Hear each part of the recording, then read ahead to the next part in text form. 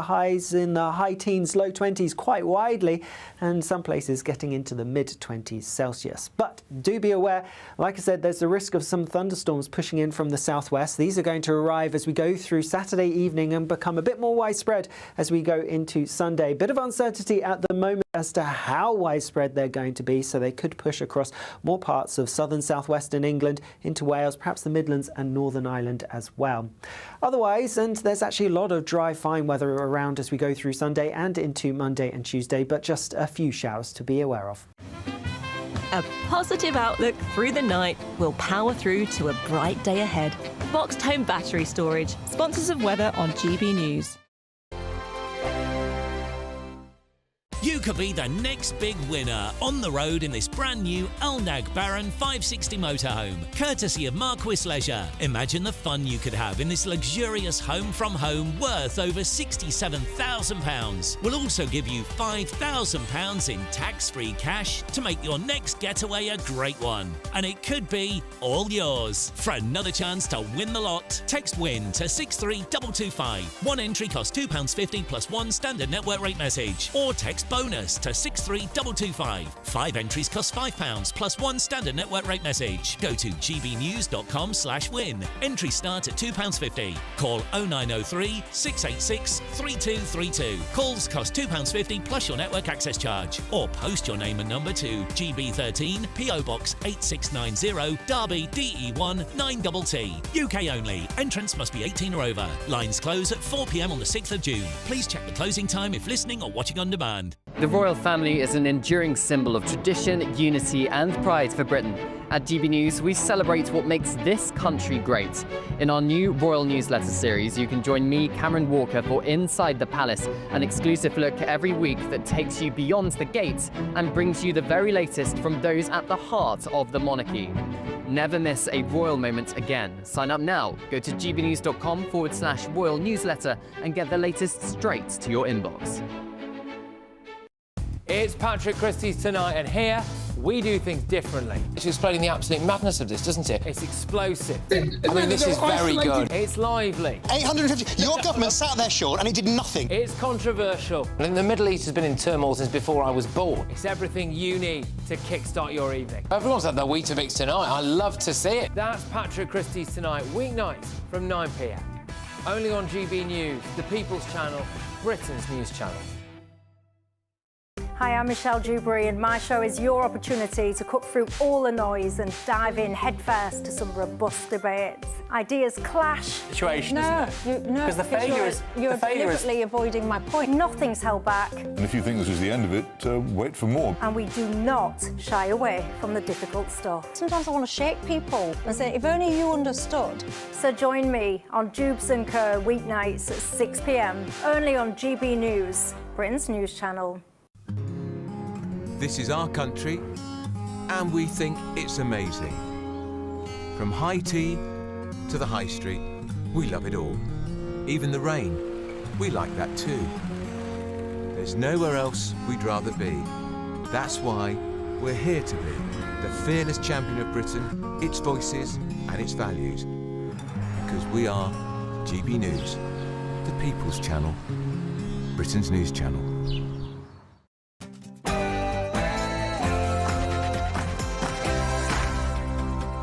It's 9 p.m. on a Friday night, which means one thing only. It's time for my live studio audience show. Mr. Ujiri, are you embarrassed to have sold artwork to a man linked to Hezbollah? Any comment, Mr. Ujiri? You've sent £140,000 worth of artwork to a man you knew was linked to terrorist group Hezbollah. Any comment, Mr. Ujiri? A BBC bargain hunt art dealer admits 8 terrorism offences. What's going on at the Beep, and...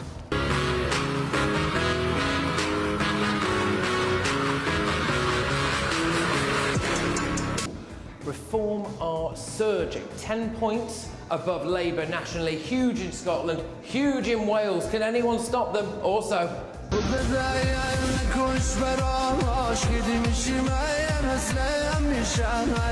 Is Britain now the world's softest touch when it comes to illegal immigration? And... They said they've gone and protected the steel industry. Yeah, that's great. They've secured them jobs, but do farmers' jobs not matter? Do people's food not matter? Has Sir Keir Starmer sold out Britain's farmers again? And...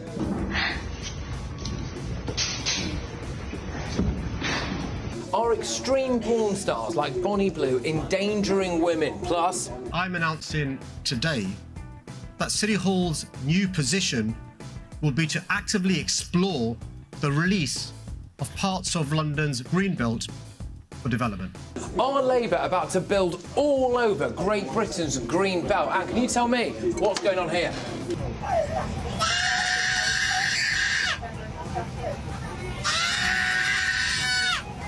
It's action-packed tonight, but it's time to meet the real stars of the show, my wonderful live studio audience. Play those titles.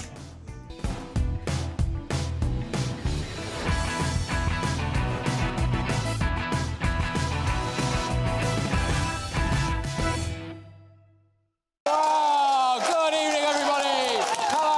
Hello, how are you? You're right. Yes, mate, how are you? Lovely to see you. Lovely to see you. Hello at the back. Hello. How are you? Good stuff. Thank you very much for coming, everybody. Well, we have got a full house tonight. They are raring to go. So am I. Let me introduce you to our wonderful panellists. The Labour MP for Brent West is Barry Gardner. We have got former Conservative MP Jane Stevenson. Is broadcasting royalty Christo Fufas. And it's the housewife's favourite himself. It's Adam Brooks. Well, we've got a huge amount to get stuck into here, and we are going to be going in on this BBC bargain hunt star pleading guilty to 8 terror offences. How on earth was he granted bail? All of that after your news.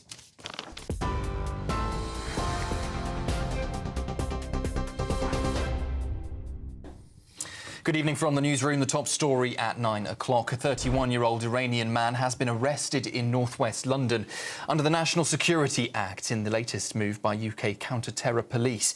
It follows the arrest of another 3 Iranian men in the capital on Saturday, linked to the same investigation. Separately, 5 Iranian nationals were held across England over a suspected plot targeting the Israeli embassy in London. Iran's foreign minister, though, has denied any involvement, instead accusing unnamed parties of trying to provoke escalation. The Metropolitan Police Force says operational reasons prevent it from revealing any further information, but is urging the public to remain vigilant. 2 men have been found guilty of cutting down the iconic Sycamore Gap tree in Northumberland. Daniel Graham and Adam Carruthers caused £622,000 worth of damage to the landmark. The pair felled the tree in under 3 minutes after driving 30 miles through a storm last September. Footage, voice notes and photos found on Graham's phone helped convict the pair at Newcastle Crown Court. They'll be sentenced in July for what police are calling a mindless act of vandalism.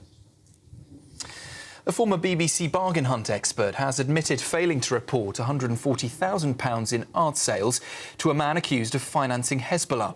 53-year-old Achuko Ajiri pleaded guilty to 8 counts under the terrorism laws, marking the first prosecution of its kind. The court heard he sold directly to Nazim Ahmad, who was sanctioned by the US and the UK. For links to the proscribed group, Ajiri discussed the sanctions with others and failed to act on compliance advice. He'll be sentenced at the Old Bailey in June. The government insists hormone-treated American beef won't enter the UK. That's despite a new tariff deal allowing 13,000 tonnes of US beef imports every year. Farmers and consumers fear it opens the door to lower quality meat. But ministers say certification and border checks will keep standards intact. The UK banned hormone-fed beef in 1989, but it's still widely used in the US to cut costs. Campaigners say border enforcement, though, is already overstretched, while others are urging shoppers to stick to locally produced meat. A scathing report from MPs is warning the government's cyber defences are dangerously outdated. Nearly a third of public sector IT relies on vulnerable legacy systems, leaving vital services exposed. The Public Accounts Committee says urgent upgrades are needed now across multiple departments. It follows recent cyber attacks on retailers, including Marks and Spencer. Since then, the government has pledged £16 million to strengthen defences. And Mexico is suing Google for showing Gulf of America instead of Gulf of Mexico on US versions of Google Maps. The Mexican president's accusing Google of ignoring requests to reverse the change, which followed a Trump executive order renaming the Gulf. The tech giant says it was simply following official US sources, but Mexico insists Washington has no authority to rename the entire body of water. The move has sparked international backlash and even triggered a months-long standoff between the White House and the Associated Press. Donald Trump now says he may also push to rename the Persian Gulf during a visit to Saudi Arabia. You're up to date just after 9 o'clock. I'll be back with all the top stories at 10 o'clock. Now, though, it's over to Patrick.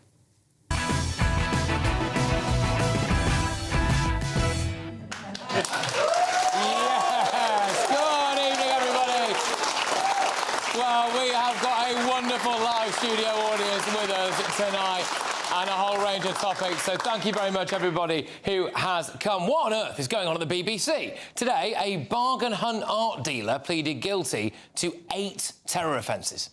Mr. Ujiri, are you embarrassed to have sold artwork to a man linked to Hezbollah? Any comment, Mr. Ujiri? You've sent £140,000 worth of artwork to a man you knew was linked to terrorist group Hezbollah. Any comment, Mr. Ujiri? Charlie Peters there in his element, wasn't he? But Mr. Ujiri sold paintings to a man who funds Hezbollah. He was granted bail, so he just walks out of that courtroom, carry on with his life until he gets sentenced later on. It comes after this. Good morning. You all right? Have you ever wondered what you'd do if your world was destroyed?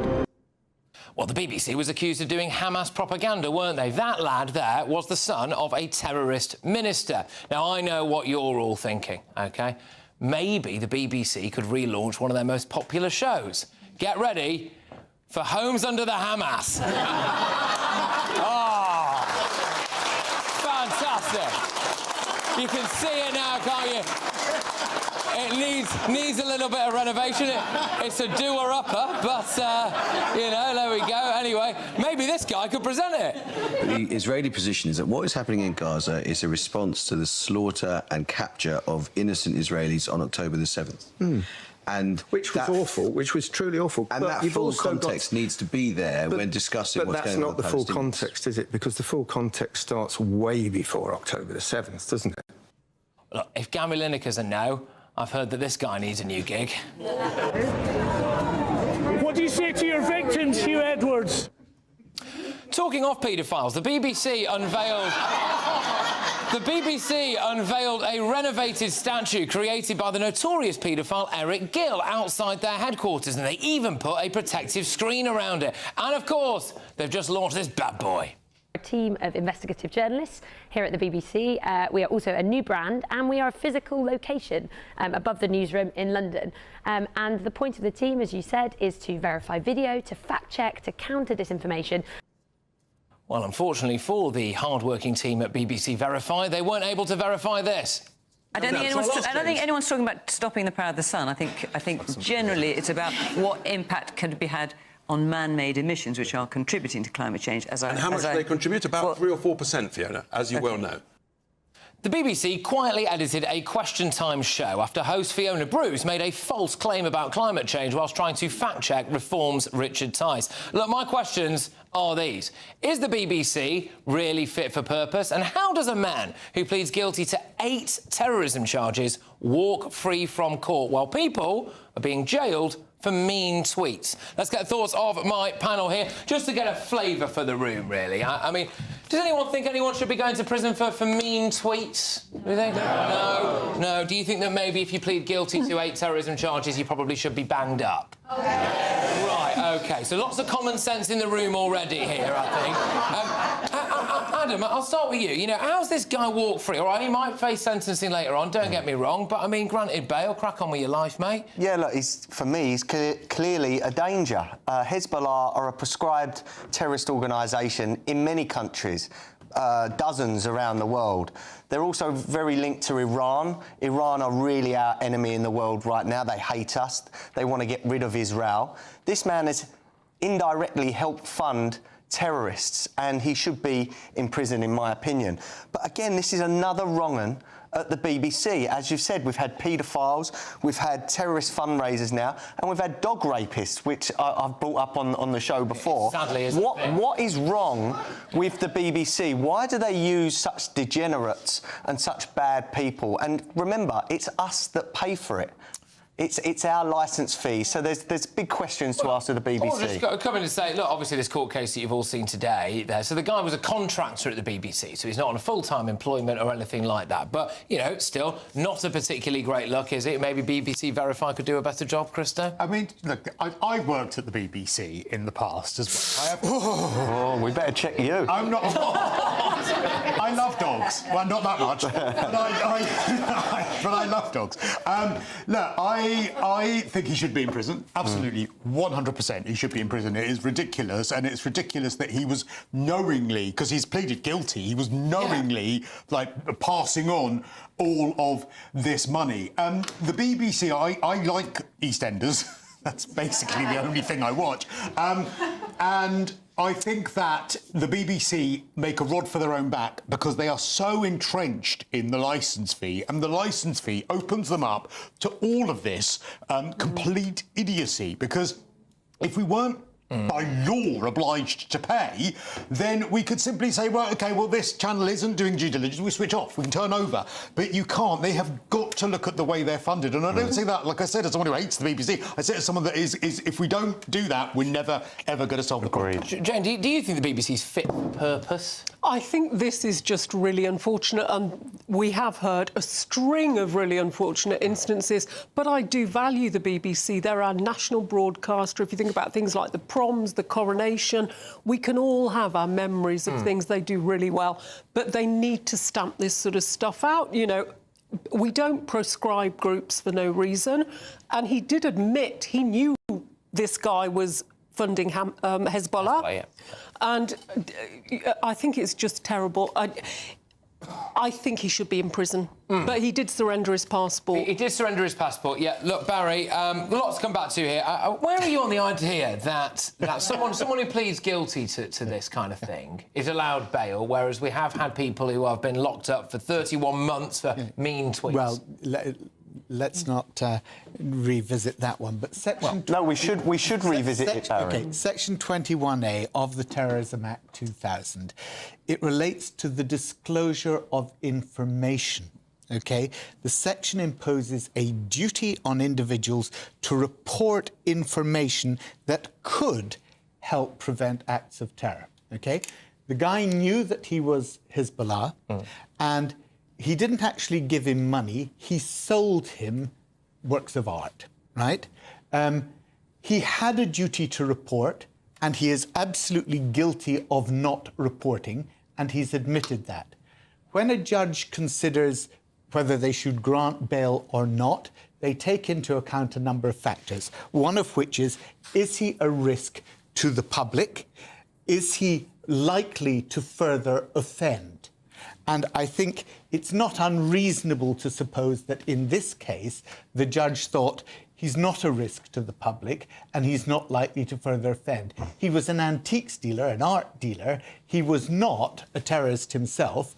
He committed an offence under the Act. That offence was the failure to disclose. So, now, if you want me now to go on and attack the BBC, we can deal with. Say whatever your honest view is. Barry, was Lucy Connolly a risk to the public for her tweets? Was she a risk? No.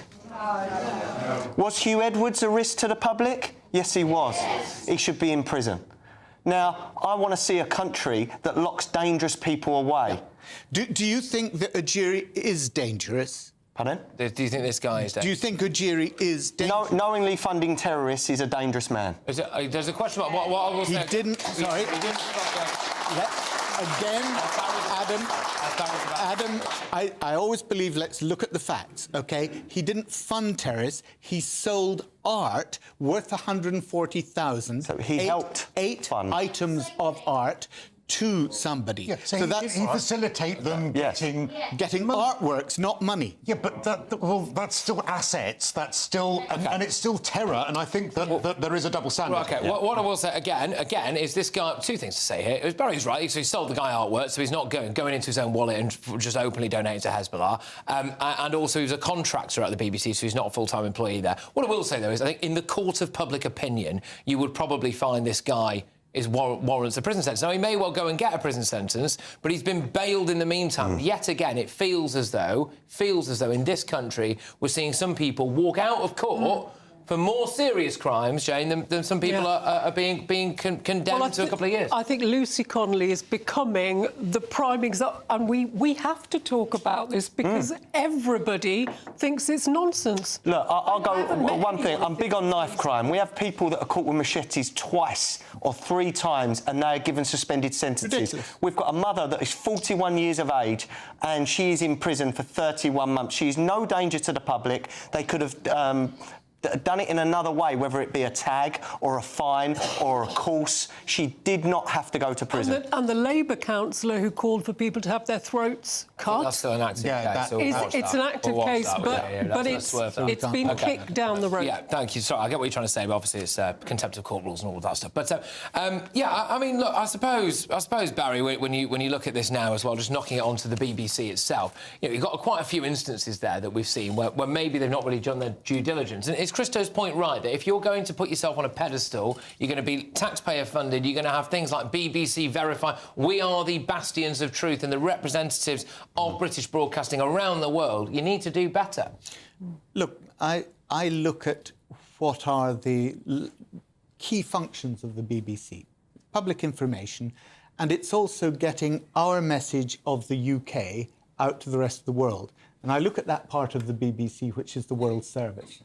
And I know that the work that the World Service does in countries like Afghanistan, Iran at the moment, exactly what Adam was saying, one of the key threats to this country, the work that the World Service is doing there is phenomenal because they are disseminating truth into a country where it's very difficult to access it. So I think the BBC, in many, many cases, does a wonderful job, particularly in the World Service. And I think, people can pick on individual people who've been employed by the BBC, who've done things wrong. Absolutely. That happens in all walks of life. I don't think you can just tar the BBC with that brush.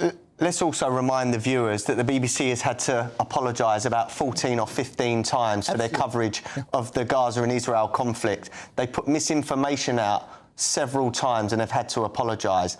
Our state broadcaster, which it technically is because we have to pay for it, gets things wrong, and that doesn't look good on the UK. All broadcasters do, Adam. All broadcasters do. Well, one thing that I personally find a little bit annoying, to say the least, about the BBC is that it gets to kind of mark its own home, right? So we are obviously accountable to Ofcom, and, rightly so, by the way, I think people should be accountable to someone, all right? I don't always agree with what they do, obviously, but we should ultimately probably be accountable to someone. Whereas the BBC very often gets to make a whopping great big mistake, and in fact it's done it about GBNews a couple of times, made huge mistakes, no balance, nothing about that, just an unrelenting slagging off match about us, and then about 2 weeks later someone will pop up and go, oh yeah, sorry about that, we got that wrong, and they all move on. And you think, well, if it was us, we'd be crucified for that kind of stuff. But anyway, moving on. A BBC spokesperson said it would not be appropriate to comment on ongoing legal proceedings. There we go. Oh God, we did that right.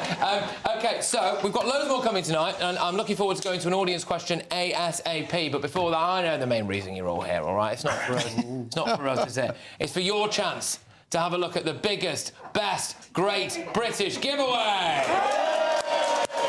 Miss out on a prize package worth over £72,000, courtesy of Marquis Leisure. You could be driving away with this brand new Elnag Baron 560 motorhome. It comfortably sleeps 4, comes with sky roof, integrated kitchen and bathroom, and is worth over £67,000. Plus, a further £5,000 in tax-free cash will make sure your next adventure makes memories to last a lifetime. For another chance to win the lot, text WIN to 63000. 63225. One entry costs £2.50 plus one standard network rate message. Or text bonus to 63225. 5 entries cost £5 plus one standard network rate message. Go to gbnews.com/win. Entries start at £2.50. Call 0903 686 3232. Calls cost £2.50 plus your network access charge. Or post your name and number to GB13 PO Box 8690 Derby DE1 9TT. UK only. Entrance must be 18 or over. Lines close at 4 p.m. on the 6th of June. Please check the closing time if listening or watching on demand. Good luck.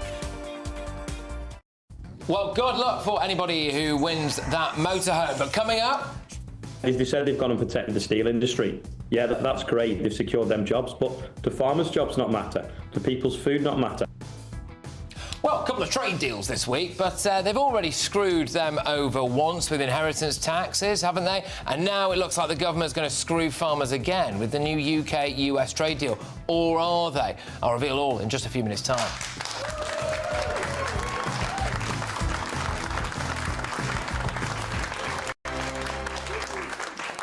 We're proud to be GB News, the People's Channel, and as you know, we always love to hear your views. Now, there's a new way of getting in touch with us at gbnews.com/your-say. By commenting, you can be part of a live conversation and join our GB News community. You can even talk to me, Bev Turner, or any of the members of the GB News family. Hi, I'm Michelle Dewberry, and my show is your opportunity to cut through all the noise and dive in headfirst to some robust debates. Ideas clash. Situation, isn't it? Because the failure is... You're deliberately avoiding my point. Nothing's held back. And if you think this is the end of it, wait for more. And we do not shy away from the difficult stuff. Sometimes I want to shake people and say, if only you understood. So join me on Jubes & Co. weeknights at 6 p.m, only on GB News, Britain's news channel. From the school run to the home run, watch a new show for all of Britain. He can say whatever he wants. A straight-talking show where all voices are heard. And, you know, when are we going to stop talking about smashing the gangs and actually do it? With the stories that matter from every part of our country. There's a bit of a crash landing there for your Chancellor. Bold, fearless and standing up for you. That's me, Martin Daubney, 3 p.m. till 6 p.m, weekdays, here only on GB News. The People's Channel, Britain's news channel. This is Britain's Newsroom, where your voice matters. It's just astonishing. With expert analysis and honest opinion, we don't just keep you informed. We bring you unique perspectives you won't see anywhere else. Can't argue with any of that. When the news happens, it happens here. On Britain's Newsroom, weekdays from 9:30 a.m. Only on GB News. Mornings don't have to be tiresome, especially if you have the right company. Wake up to news as it happens, opinion and debate, and of course, a little bit of entertainment too. Because when the kettle's on, we're on. That's Breakfast on GB News, a show worth waking up for. Every morning from 6 a.m. Only on the People's Channel, Britain's news channel. We'll spread the news, you spread the word. The royal family is an enduring symbol of tradition, unity and pride for Britain.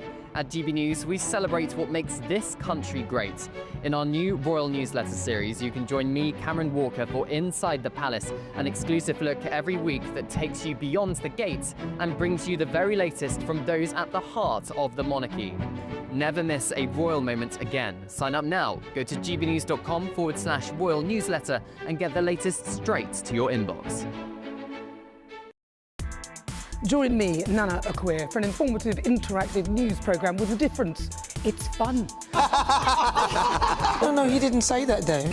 I'm so surprised. I think there's an element of truth to that. Join me from 3 p.m. every weekend, only on GB News, Britain's news channel.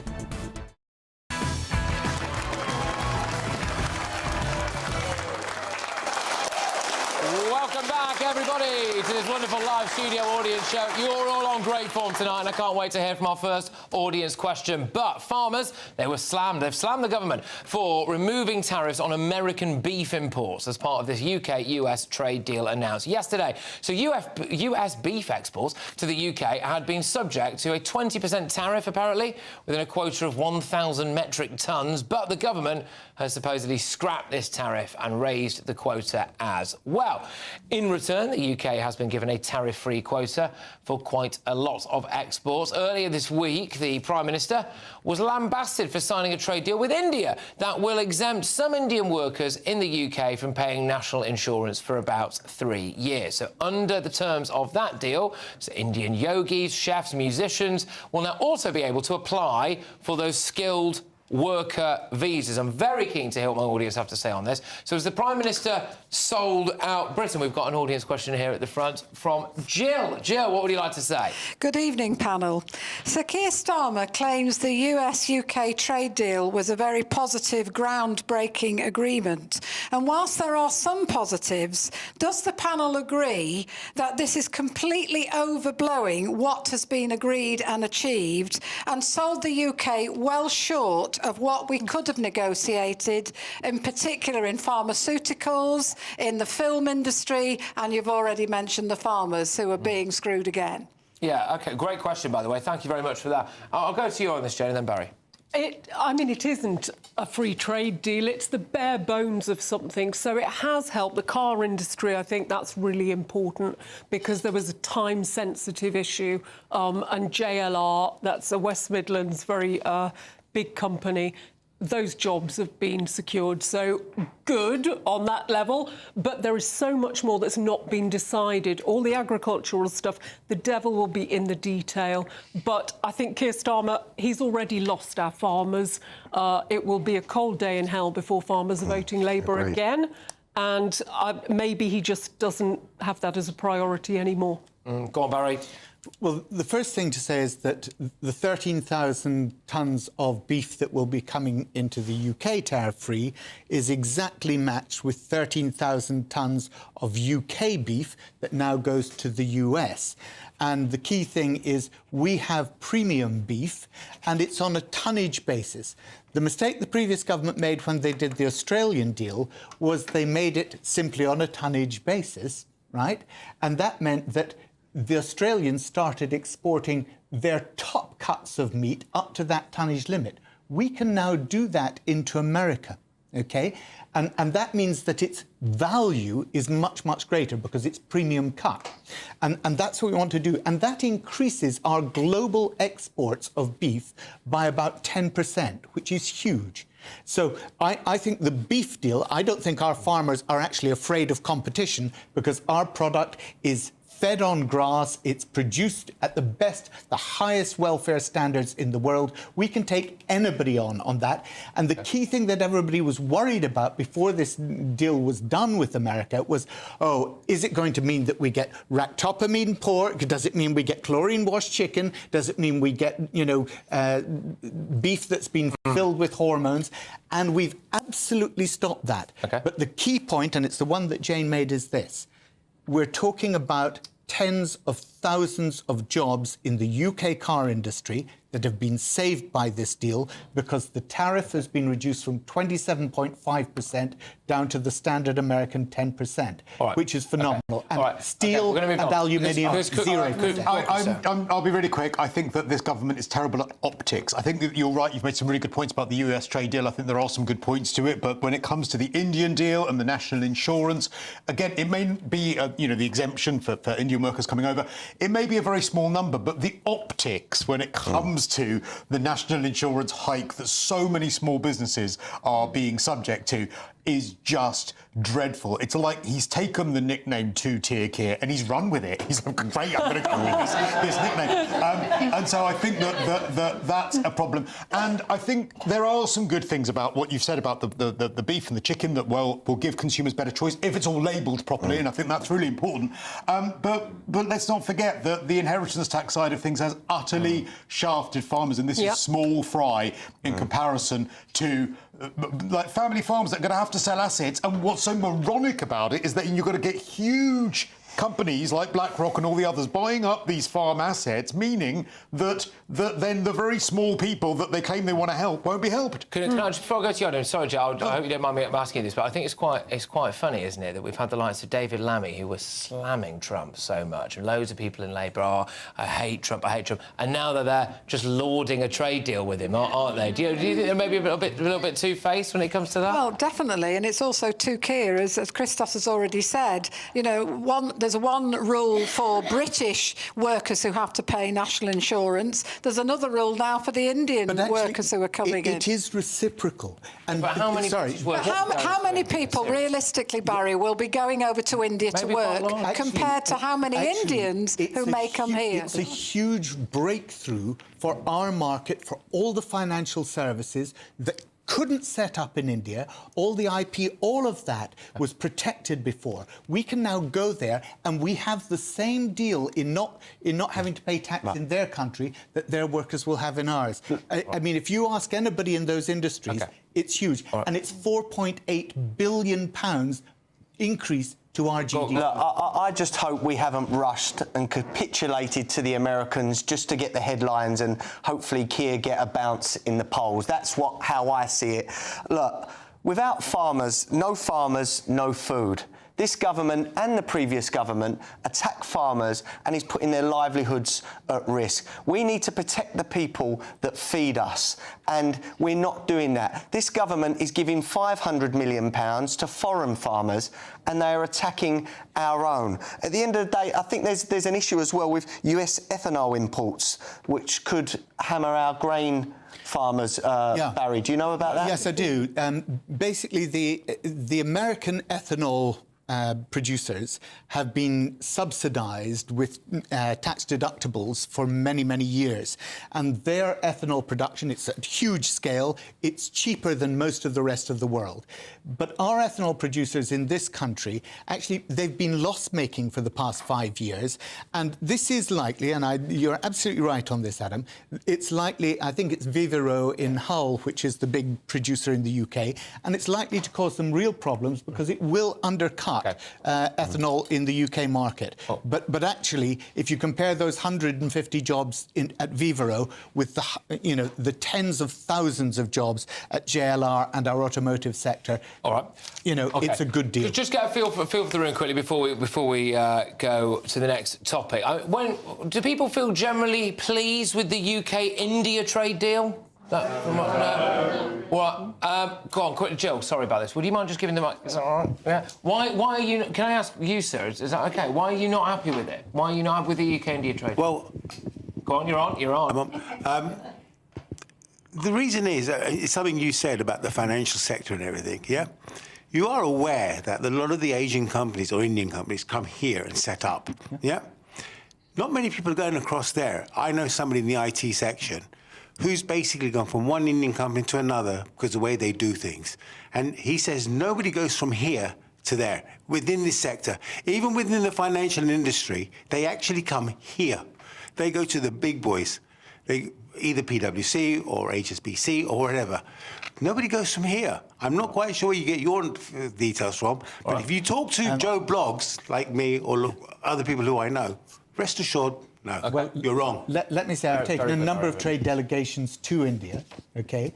And I was the first British minister who actually managed to insource call centres into the UK from India. So we do, believe me, sir, this is something that it's 4.8 billion additional to our GDP. OK, good stuff. Right, we could obviously carry this on, but unfortunately we do have to whiz ourselves on. Thank you very much, everybody. Also, happy birthday, Jill, by the way. So there we go. Yeah.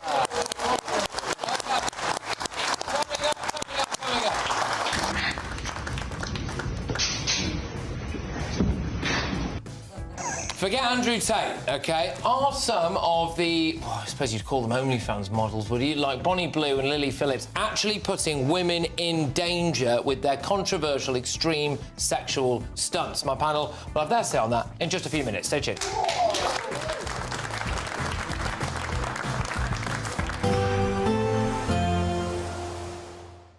I hope it doesn't rain. Don't worry about it. It'll spoil our holiday. Relax, we're totally covered. All Clear Travel Insurance sponsors GB News Travel Destinations Forecast. If you're thinking of heading south for a holiday, it is going to be very unsettled across Madeira and Iberia. Fairly blustery through the Greek islands, but some sunny spells in between any showers. A few showers for Italy, but mostly fine here. Likewise for Sardinia, but across Spain, Portugal and France, increasingly spells of heavy thundery rain. Likewise, we'll see some blustery showers affecting Madeira. It does settle down here over the next few days.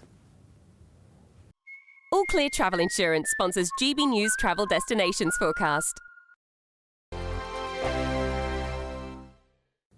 Good evening, this is your Met Office weather update for GB News. Plenty more fine weather to come as we go through this weekend, some warm sunshine too, but do be aware there is the risk of some thunder, particularly in the southwest on Sunday. Currently the high pressure, which has dominated our weather through much of this week, still across us, but it's drifting away towards the east. As a result, a front towards the northwest is going to edge a little bit closer to us, but it's not going to make much progress overnight. It's really just going to bring a bit more cloud, perhaps a few spots of rain to the far northwest of Scotland. Otherwise, it's looking dry and there will be largely clear skies, mostly light winds as well. As a result, it could turn a bit fresh for some of us overnight.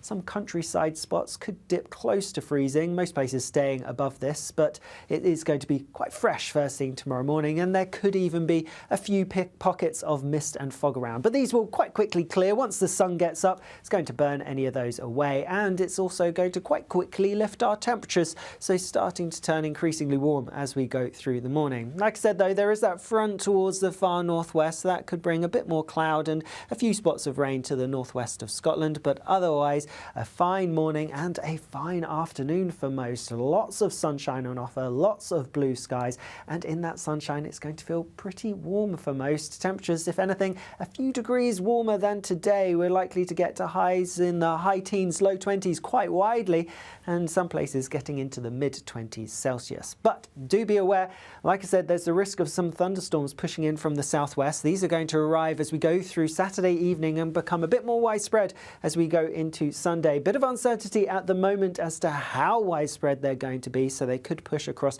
more parts of southern southwestern England into Wales, perhaps the Midlands and Northern Ireland as well.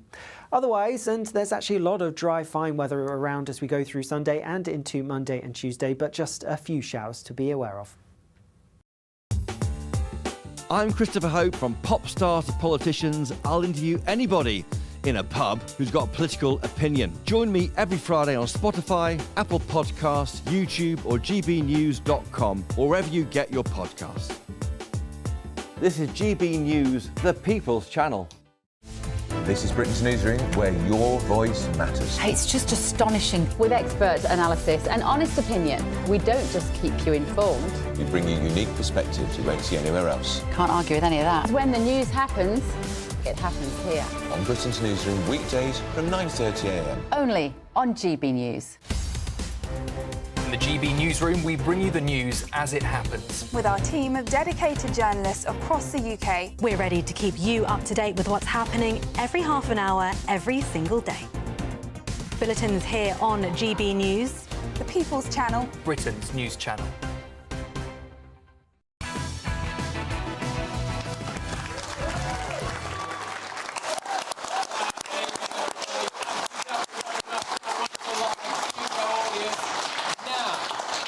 They made names for themselves with headline-grabbing extreme sexual stunts, like sleeping with 1,000 men in a day.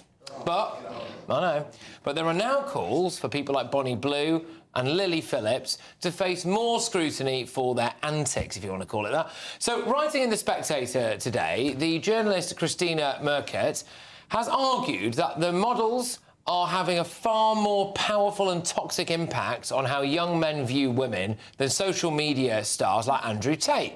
So, Tate, of course, has recently been blamed for apparent rise in young men being drawn in by misogynistic online content, all of that. But look, I'll be honest with you, when I look at some of the things that you see on social media from people like Bonnie Blue and Lily Phillips, I personally feel as though they are doing much more harm to women than the likes of, and I'm not, by the way, saying Andrew Tate is a perfect person. I'm obviously not saying that, but I am saying I think they are doing a huge amount of harm to women.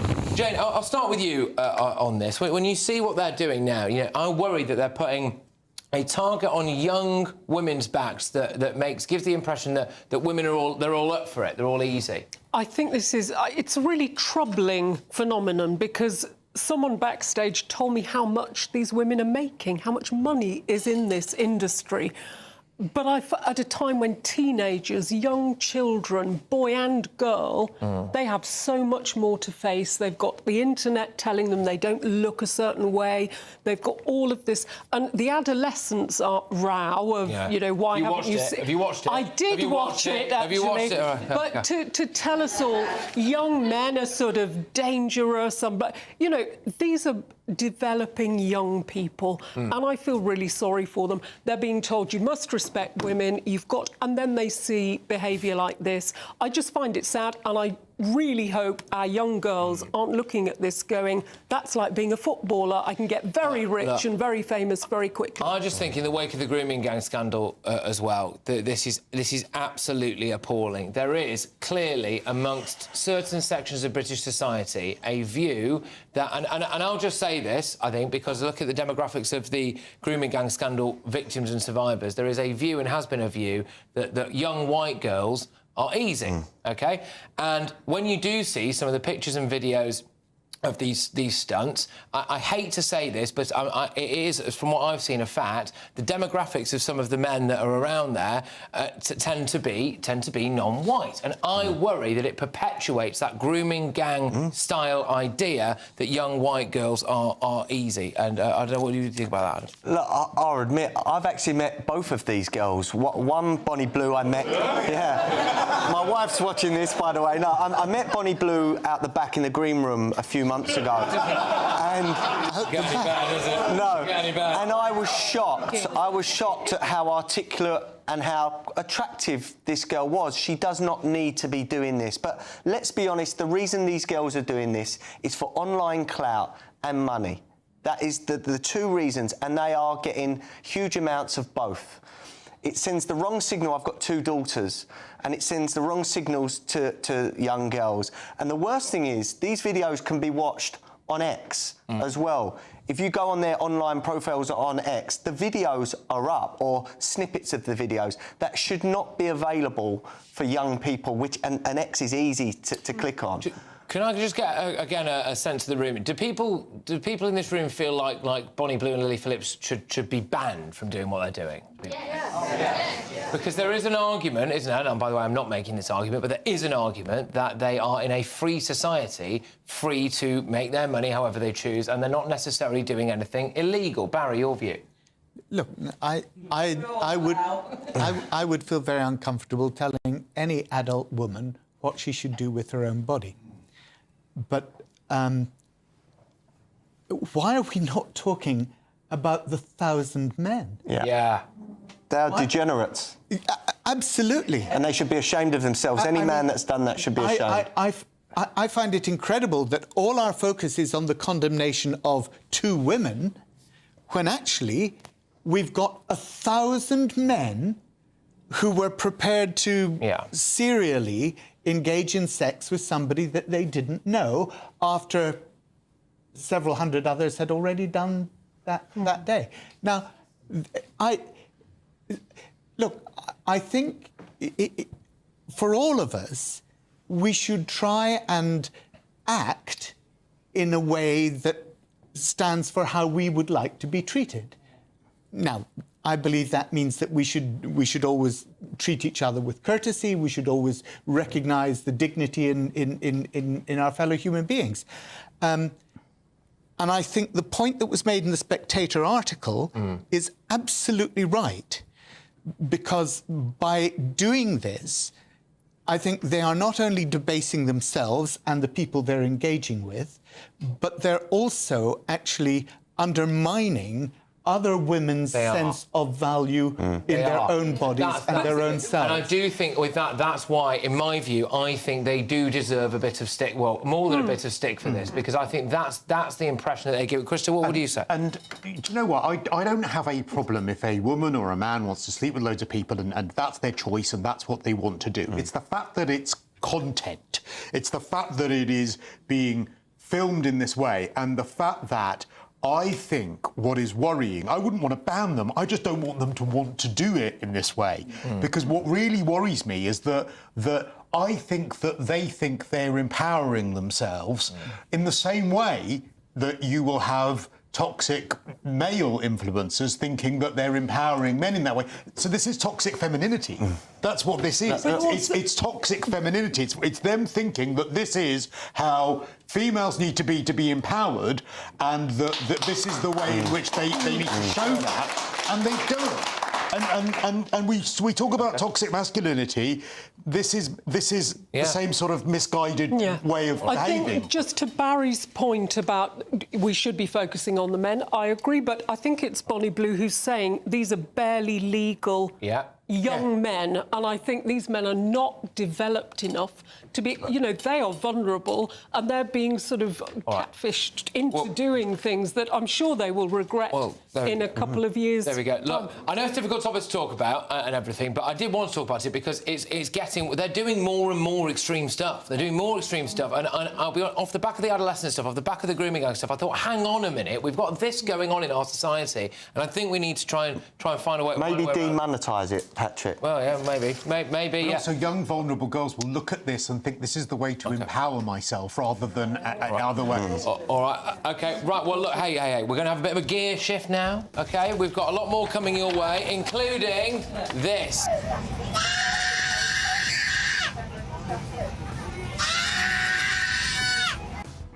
Just me on Ryanair, that, I'm afraid. Sorry. But a social media star and mother have slammed Japan Airways for displaying where children are on the plane's seating plan so you can avoid sitting near them, OK?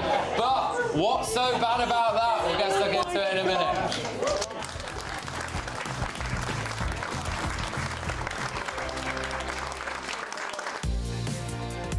Mornings don't have to be tiresome, especially if you have the right company. Wake up to news as it happens, opinion and debate, and of course, a little bit of entertainment too. Because when the kettle's on, we're on. That's Breakfast on GB News, a show worth waking up for. Every morning from 6 a.m. Only on the People's Channel, Britain's news channel. We'll spread the news, you spread the word. Patrick Christys tonight, weekdays from 9 p.m. And I would like to nominate you, Emily Carver, my wonderful wife, for being this week's Greatest Britain. That's rather nice, isn't it? I think you might know why.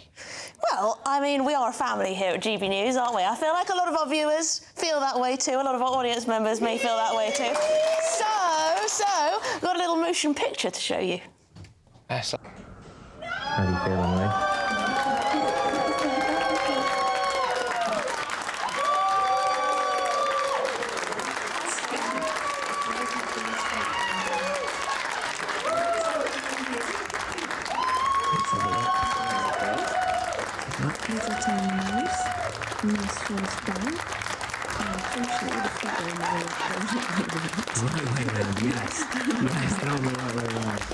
I've had one of these before, so you want to check everything, don't you? Oh.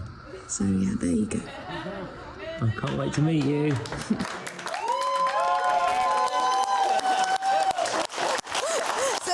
there you go. I mean, there were some annoyingly eagle-eyed people out there who seemed to know immediately, but I ignored those comments for a while before we got to this stage. But yes, 19 weeks, so it will hopefully be a September baby. Fantastic.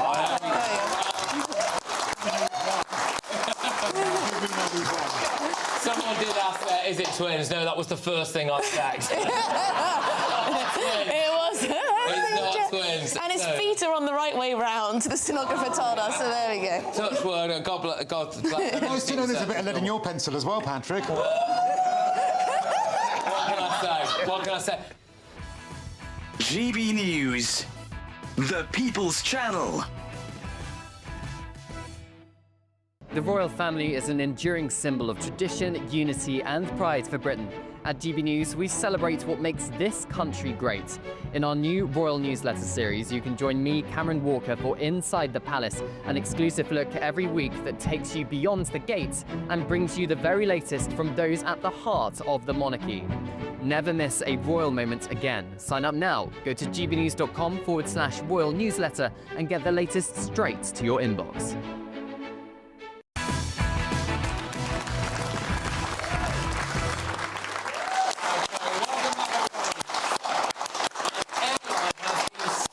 For displaying where children are on the plane's seating plan so that passengers can avoid sitting near them when they're booking.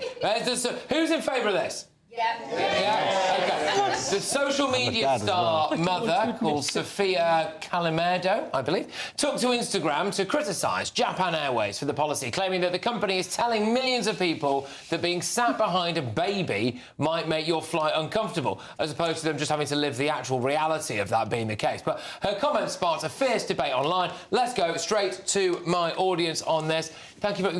You're in favour of this, I take it, are you? I am, unfortunately, but yes. If you're on a long-haul flight and you've got screaming kids right by you or kicking your seat, would you want to move? You wouldn't want to sit there for like 12-hour flight. I mean, to be fair, I might go a little bit further and say, what about trains as well? Ban it on trains as well. Yeah. Oh, see, okay. Hardcore there. All right, Christo. Yes. Ban them everywhere. I'm sorry if Tarquin and Rupert want to express themselves. I'm sorry. I do not care. I do not want them running up and down the aisles. Now, I understand that on some planes you get on and you turn right, and that's where there are passengers. And I understand in that section you do find quite a lot of children. I think that this is because there were so many children as well that are so badly behaved now that that's part of the problem. I don't mind. Look, if I'm on a plane and I see that a mum or dad, they're trying to calm the baby, then you're like, OK, well, that's fine. But it's the fact that they are completely oblivious. They manage to switch off to the noise. How do they do that? Do you know, I was in the supermarket the other day. He's off now. Go on. I was in the supermarket the other day and I was in the booze section, obviously. and a child came up and sort of bumped into my trolley with all the drinks clinking. And I said, what are you doing? And the mother was like, and he's just running around. I said, the day I take a shopping trolley full of booze into the playground, then you can have a go at me. But now, sorry, this is an adult place. I'm sick of it. I'm sick of these badly behaved, running around the booze section, running around business class, running around the train, running everywhere. I'm done with it. Thank you. Well, that was Christo's TED Talk. Well done, everyone. Sorry, everyone. That's all right. Barry, you got a few kids, haven't you? Yeah, not any longer. They're all grown up now. Are they? But look, I just think been a nightmare on a plane. Yes, and look, we've all had the experience of badly behaved kids. That, in my view, is the responsibility of the stewards and the stewardesses to then come along and say they need to calm down. No, it's the responsibility of the parents. Absolutely. But no, if they're travelling on their own or whatever. But yes, absolutely, you're right. It's the responsibility of the parents, and they should take care of that. But I absolutely agree with you. If a parent is struggling with a child because of earache and they're screaming, we should all be a bit sympathetic because many of us have been there. Yeah, I've got a baby on the way, and I must say, I am dreading the idea of imagine me on a plane there and it just won't shut up. Everyone's looking. So I can see our story finding its way to the Guardian quite quickly, can't you? But go on. Look, I've got 3 children and I've been there. We've had nightmares. You know, there are certain circumstances when you cannot stop your baby crying, or you cannot stop your young one. They might, as you say, have an earache. They might be fearful of flying, boredom. They are children at the end of the day. But you know, on many occasions, I would like to remove myself from my own kids and move to another section. So, look, I think... To me, I think this should be an option on planes, 100%, especially long-haul flights. There should be an adult-only section, but not trains. I think that's going far too far. If there was an adult-only section, you're not allowed to go in it and put your children elsewhere. You're not allowed to take advantage of that, no. Oh, I know a lot of people who would want to do that in restaurants as well, but I do have sympathy for parents. Oh, OK, well, there we go. Sorry, Jay, I've got to cut you off. I'll give you longer in the next segment. Anyway, right, I've got loads coming your way, including this at 10 p.m.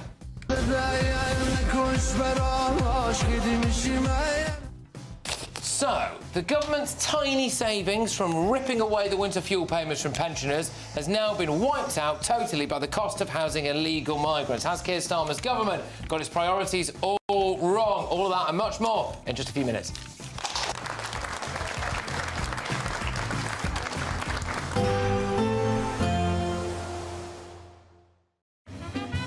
A positive outlook through the night will power through to a bright day ahead.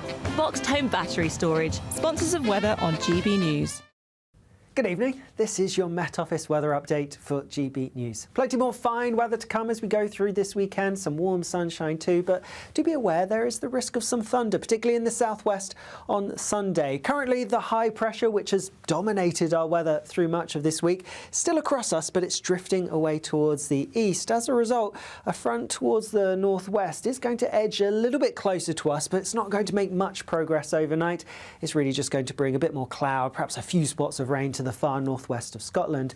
Otherwise, it's looking dry and there will be largely clear skies, mostly light winds as well. As a result, it could turn a bit fresh for some of us overnight.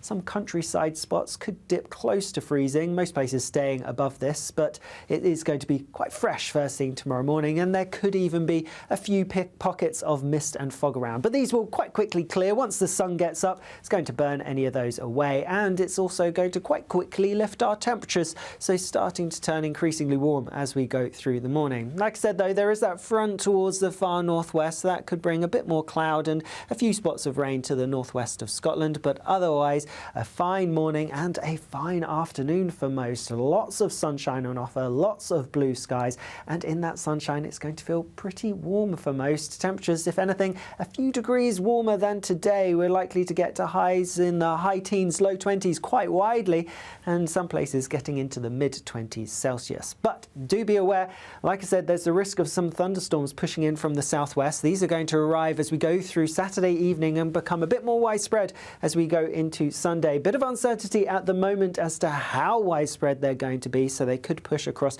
more parts of southern southwestern England into Wales, perhaps the Midlands and Northern Ireland as well.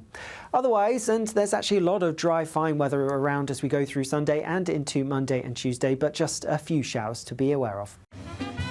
A positive outlook through the night will power through to a bright day ahead. Boxed home battery storage, sponsors of weather on GB News. You could be the next big winner on the road in this brand new Alnag Baron 560 motorhome, courtesy of Marquis Leisure. Imagine the fun you could have in this luxurious home from home worth over £67,000. We'll also give you £5,000 in tax-free cash to make your next getaway a great one. And it could be all yours. For another chance to win the lot, text WIN to 63225. One entry costs £2.50 plus one standard network rate message. Or text bonus to 63225. 5 entries cost £5 plus one standard network rate message. Go to gbnews.com/win. Entry start at £2.50. Call 0903 686 3232. Calls cost £2.50 plus your network access charge. Or post your name and number to GB13 PO Box 8690 Derby DE1 9TT. UK only. Entrance must be 18 or over. Lines close at 4 p.m. on the 6th of June. Please check the closing time if listening or watching on demand. Hi, I'm Michelle Dewberry, and my show is your opportunity to cut through all the noise and dive in headfirst to some robust debates. Ideas clash. Situation, no, isn't it? Because the failure is... You're deliberately avoiding my point. Nothing's held back. And if you think this is the end of it, wait for more. And we do not shy away from the difficult stuff. Sometimes I want to shake people and say, if only you understood. So join me on Dubes & Co. weeknights at 6 p.m, only on GB News, Britain's news channel. I'm Christopher Hope. From pop star to politicians, I'll interview anybody in a pub who's got a political opinion. Join me every Friday on Spotify, Apple Podcasts, YouTube or gbnews.com, or wherever you get your podcasts. This is GB News, the People's Channel.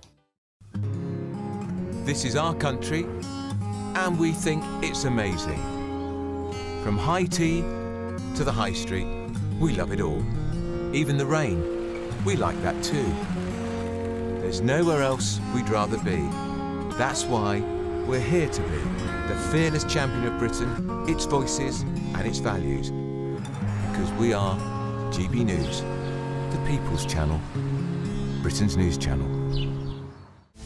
This is Britain's Newsroom, where your voice matters. It's just astonishing. With expert analysis and honest opinion, we don't just keep you informed. We bring you unique perspectives you won't see anywhere else. Can't argue with any of that. When the news happens, it happens here. On Britain's Newsroom, weekdays from 9:30 a.m. Only on GB News. In the GB Newsroom, we bring you the news as it happens. With our team of dedicated journalists across the UK, we're ready to keep you up to date with what's happening every half an hour, every single day. Bulletins here on GB News, the People's Channel, Britain's news channel.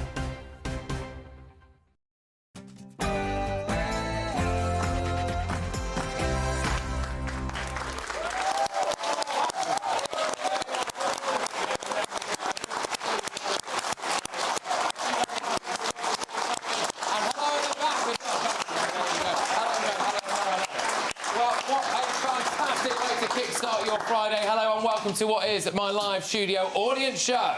Mr. Ujiri, are you embarrassed to have sold artwork to a man linked to Hezbollah? Any comment, Mr. Ujiri? You've sent £140,000 worth of artwork to a man you knew was linked to terrorist group Hezbollah. Any comment, Mr. Ujiri? Charlie Peters in his element there. A BBC bargain hunt art dealer admits 8 terrorism offences. What's going on at the Beeb and...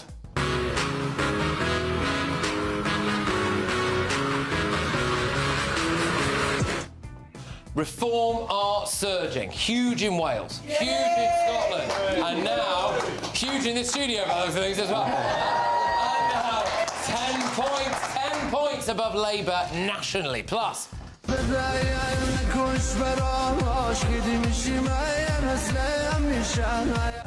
is Britain now the world's softest touch on illegal immigration?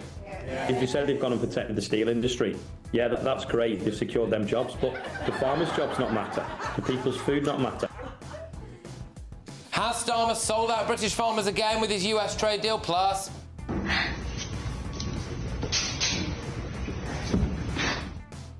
are extreme porn stars like Bonnie Blue endangering women? But in other news, I'm announcing today that City Hall's new position will be to actively explore the release of parts of London's green belt for development. Have we got any Sadiq Khan fans in tonight?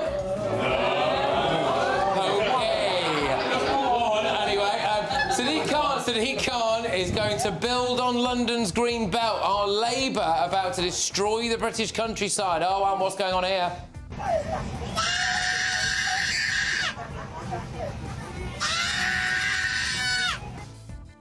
Someone took Christo's makeup bag and he also...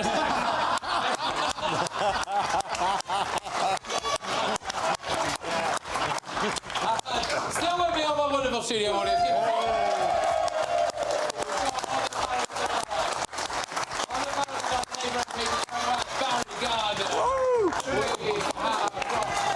Former Tory MP Jane Stevenson.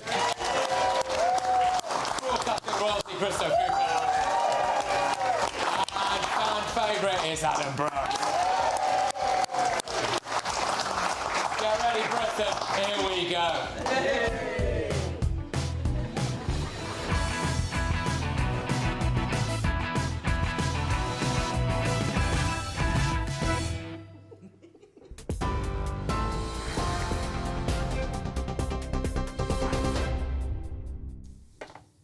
Very good evening. We will be back with Patrick very shortly. First, though, a look at the top stories tonight at 10. A fourth Iranian man has been arrested in northwest London under the National Security Act as counter-terror police widen their investigation. It follows the arrest of 3 others in the capital last weekend, all linked to the same intelligence-led operation, according to the Met Force. In a separate probe, 5 Iranian nationals were also held over a suspected plot to target the Israeli embassy in London. Tehran has hit back, though, its foreign minister denying any involvement and accusing foreign elements of stirring unrest. Police say at this stage they can't reveal more for operational reasons, but are urging the public to stay vigilant.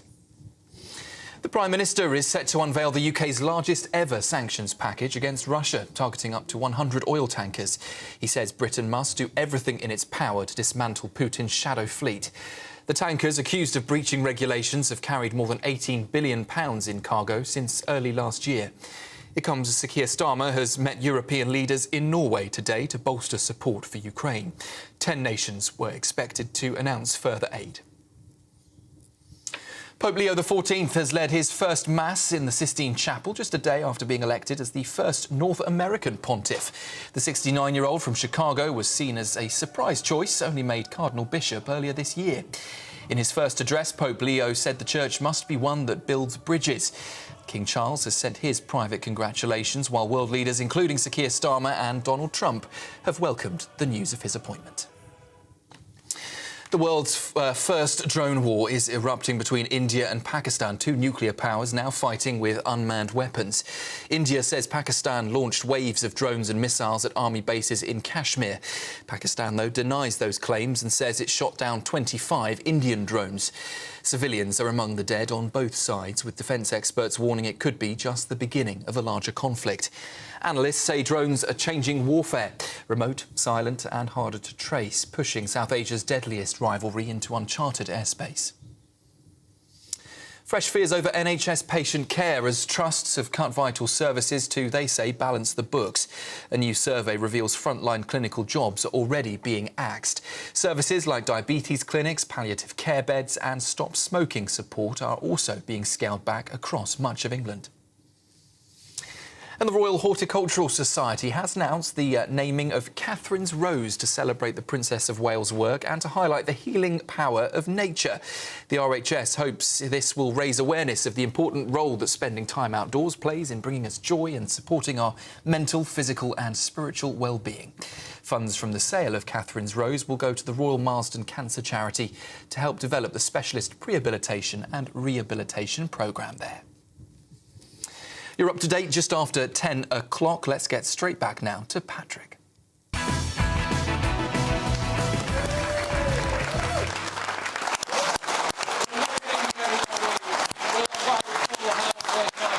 Studio audience, and I tell you what a topic this is. Is Britain now the softest touch country in the world when it comes to illegal immigration? Do you all think we are or not? Yeah. Okay. The news today is that hundreds of criminal migrants could avoid deportation every year because of new sentencing guidelines. So if you happen to be a migrant and you are sentenced to longer than 12 months in prison, you tend to get deported. That's basically the rule. But do you know what these new guidelines are going to say? That the starting point for sentences for immigration offences is less than 12 months. So what does that mean in practice? Well, then we don't have to deport them. It's mad, isn't it? Do you remember this?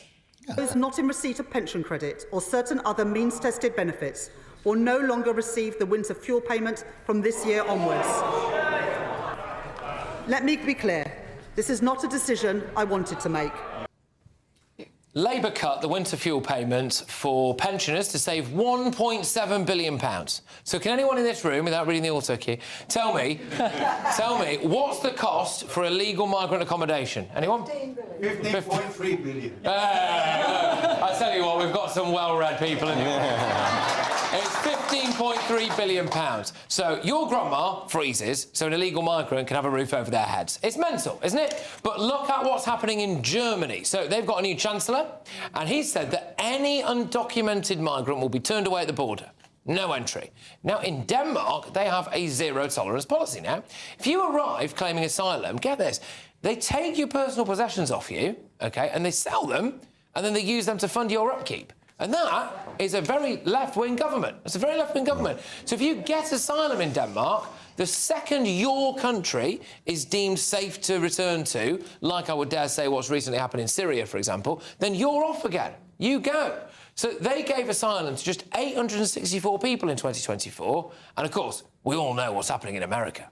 Border immediately halted all entry of illegal border crossers, of which there were many, and began promptly returning the illegal trespassers back to the place from which they came. That action, as you've probably seen, has already started very strongly. I've deployed active duty U.S. military and National Guard troops to the border to assist in repelling the invasion. So, here in Britain, we will give them rented accommodation, funded by the taxpayer. Earlier this week, I played you what was exclusive footage of a people smuggler in France.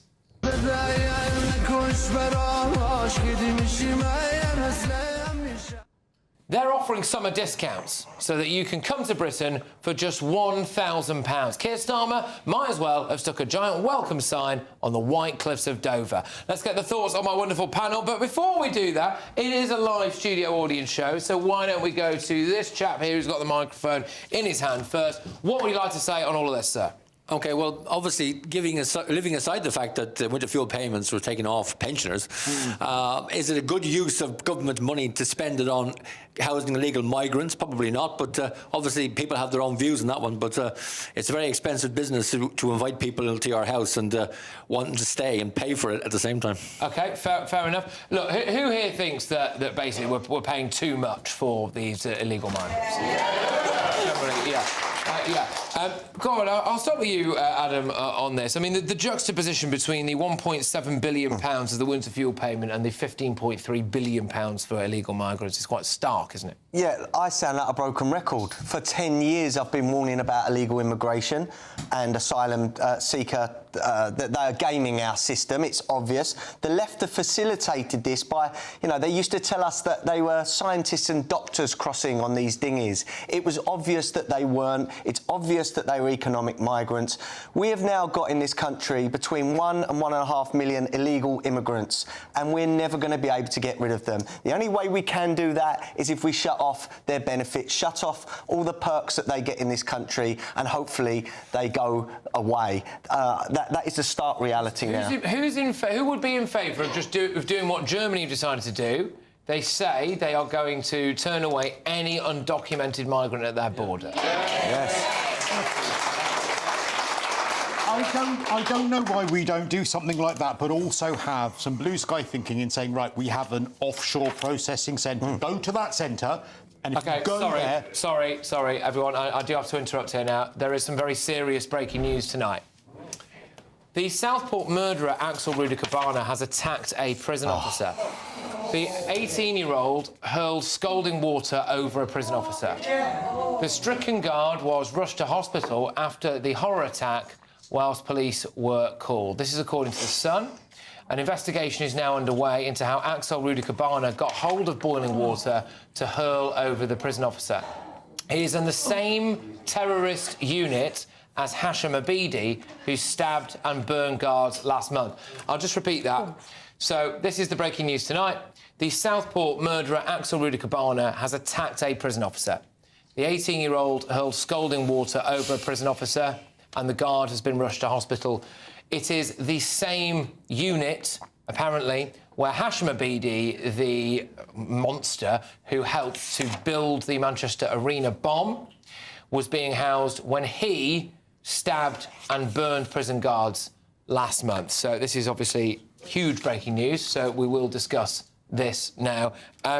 Jane, I'm putting you on the spot here, clearly, Awful. but what are your initial reactions? I mean, it's just horrific, and I just hope, as I'm sure we all do, that the prison officer isn't too seriously injured. But clearly, if you have someone who is so evil, and I don't think many people in the world are evil, I like to think most people are basically good people, but from his actions and why he's in prison, he is clearly extremely evil.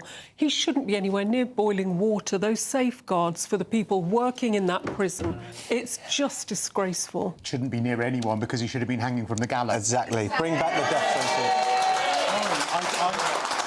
I don't say that like for every crime. I really don't. But I think when it comes to the murder of children, particularly, that's the one crime I would say that we should really consider the death penalty for. Why are we keeping him alive? What chance of rehabilitation? What is the chance of him becoming a member of society? But alongside that, we should put more resources in those people who can become good members of society in prison and trying to help them. And the ones that are beyond redemption, they got to go. Adam, then Barry. Look, I'll echo what Christo just said. This man should not be alive. I am for bringing back the death sentence for monsters like this. And I might sound cold, I might sound, extreme, but I wish it would be a slow and painful death.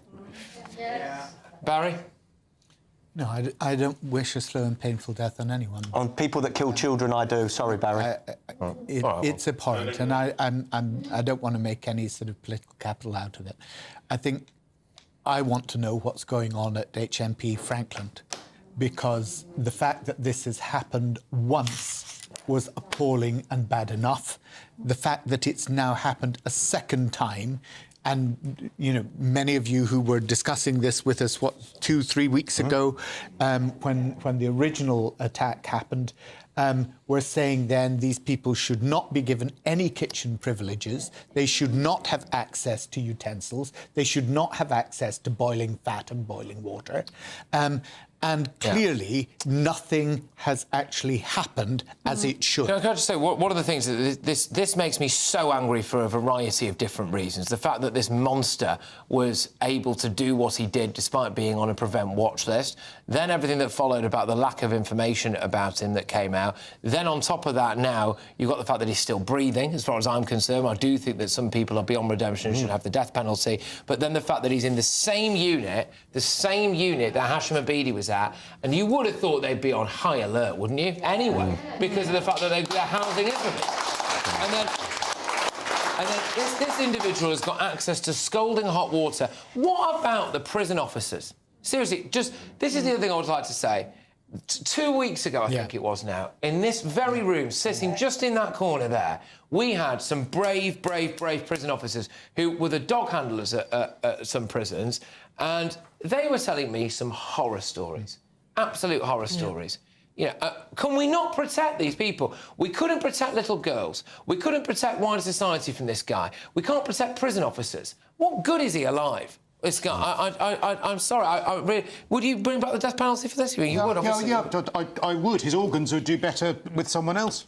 I would use his organs for someone who would actually could benefit from them, because that would at least give some sort of positive coming out of what is an absolutely horrific individual. I hate him. I remember sitting and doing your show the night that he was sentenced, and the rage we all felt, and horror, and he's an awful, repellent individual. I've got some more detail on this now. So for clarity, where they've moved Hashim Abidi to is Belmarsh, right? So it's not the same place that he did the other guy. So this is at Belmarsh.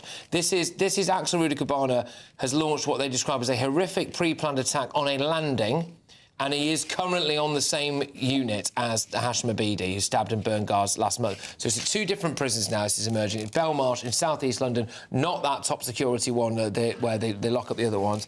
I have got a police statement for you now to read. So it is that police are investigating an attack on a prison officer at HMP Belmarsh. Violence in prison will not be tolerated, and we will always push for the strongest possible punishment for attacks on our hard-working staff. Scotland Yard have also been on. They've said the Met is investigating after a prison officer was subject to a serious assault at HMP Belmarsh in the afternoon of Thursday, the 8th of May. So that's last week. Should he not just be in solitary confinement? Yes. Tommy Robinson is. Certainly, after it's happened once already that a prison officer is injured with boiling substance, why on earth was he anywhere near, passing him food and drink through a hatch? He should be in solitary confinement.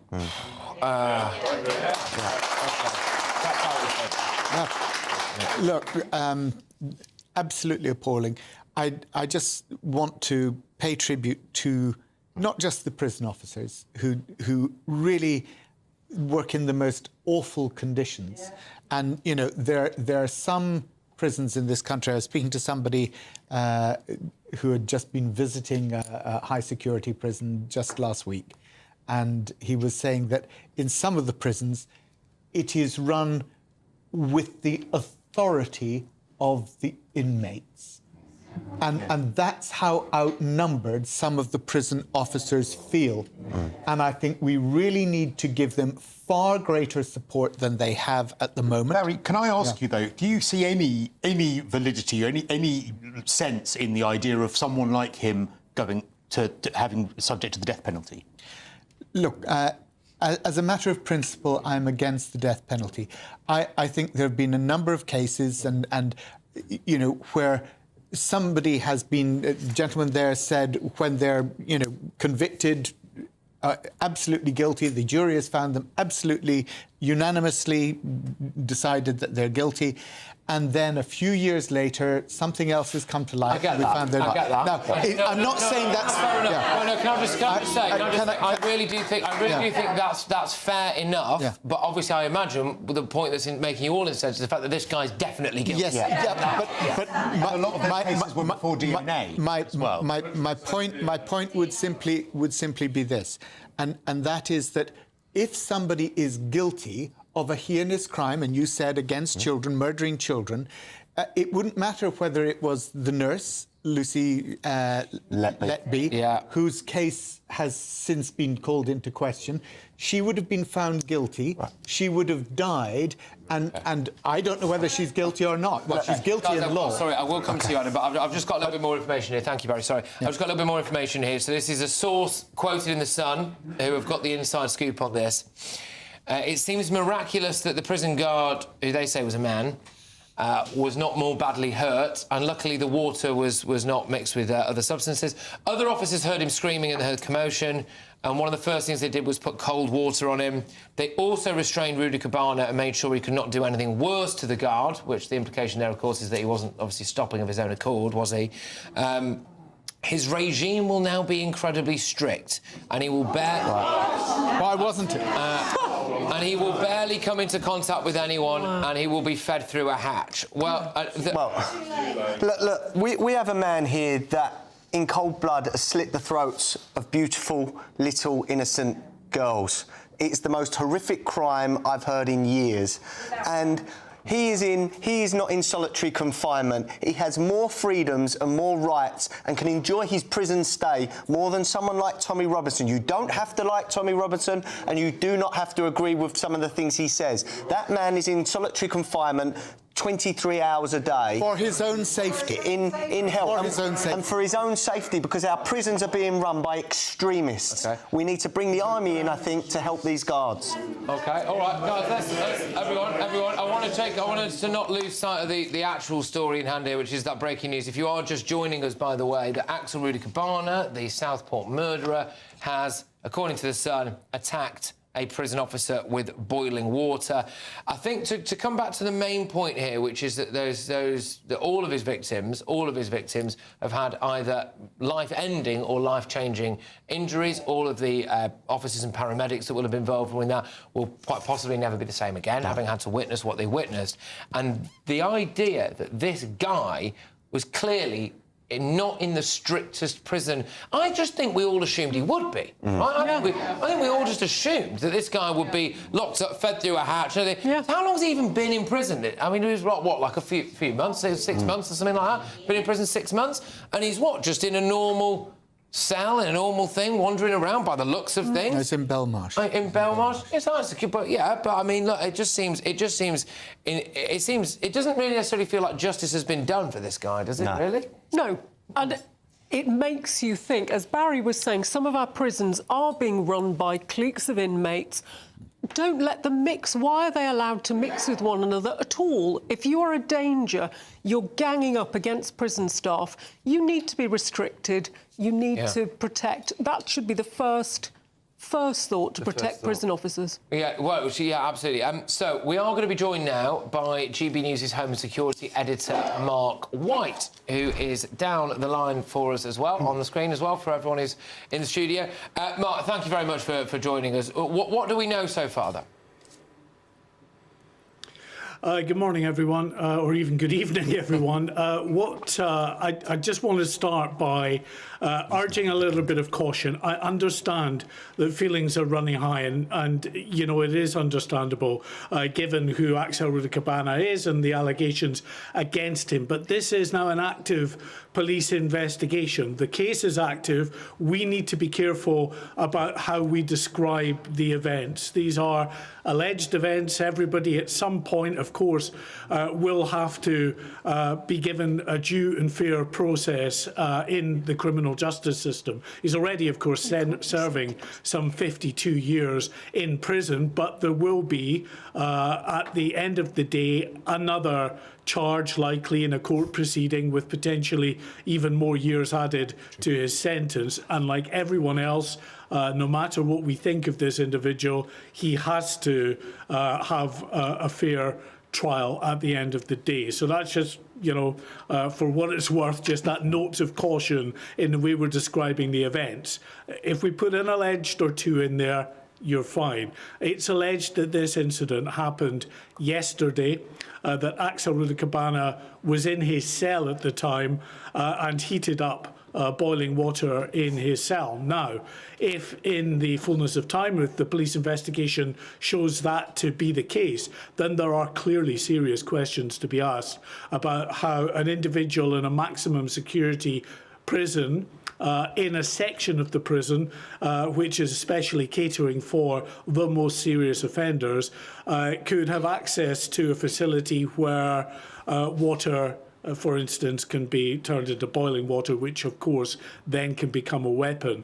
Now, the officer, the prison officer, we're told did suffer some serious injuries and is being treated for those scalds as a result of this incident. And you're right in mentioning the fact that Hashim Abedi was at this very prison in this same unit because he had been involved in another alleged incident at HMP Frankland in County Durham on the 12th of April when a number of prison officers were attacked, substance thrown over them in terms of boiling oil that was thrown over one officer, other officers that were stabbed. That is still part of an ongoing investigation.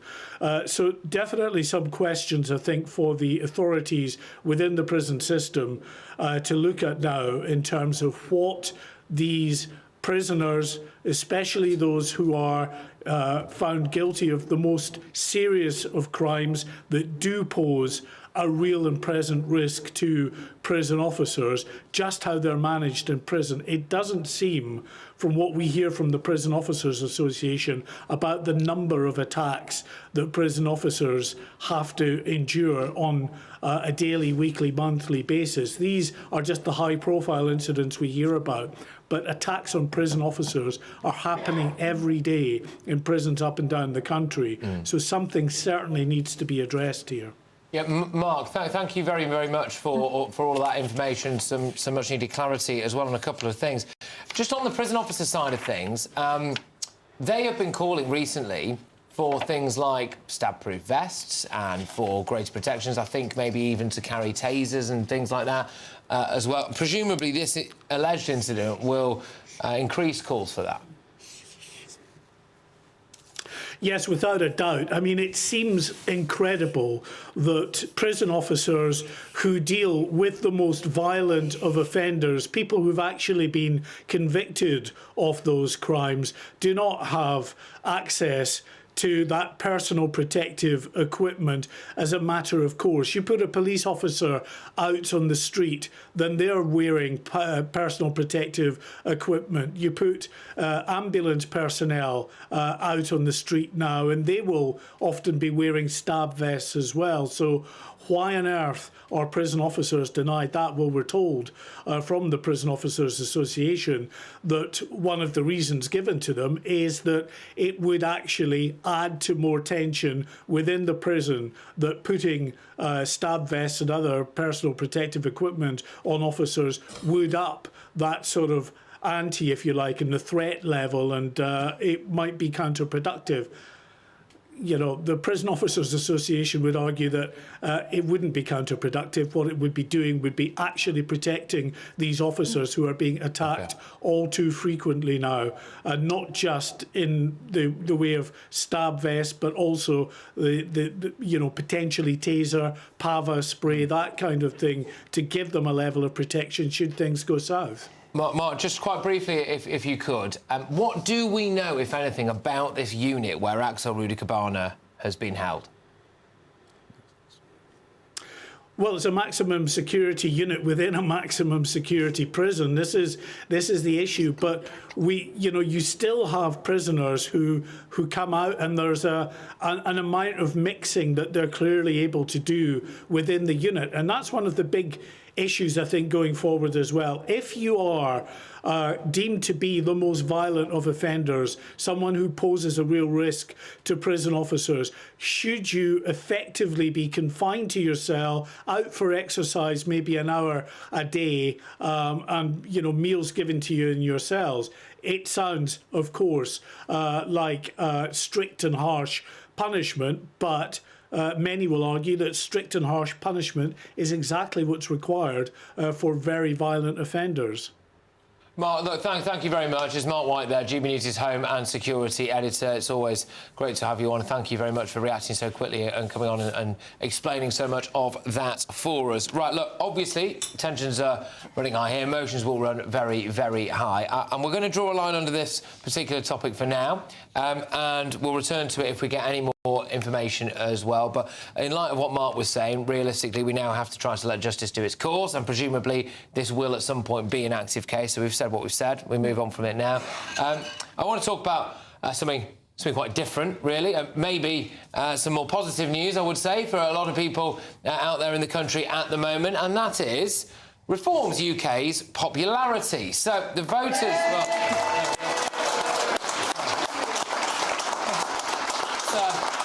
brought a little bit of needed light relief to the room, that group. But anyway, where voters have continued to surge after last week's triumph at the local election. So Nigel Farage's party has hit a record 33% in a new national poll, surging 13 points ahead of Labour, who were on 20, and frankly crushing the Tories, who were on 16.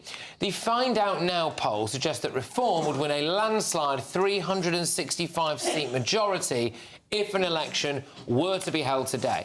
And in yet more good news for Farage, new polls in Scotland and Wales put Reform as the second biggest party, snapping at the heels of both the SNP and Plaid Cymru, respectively, as well. Right, can anyone stop Reform? We've got a lady on the front row here, I think, wants to make a point about this. Is that right? Go on.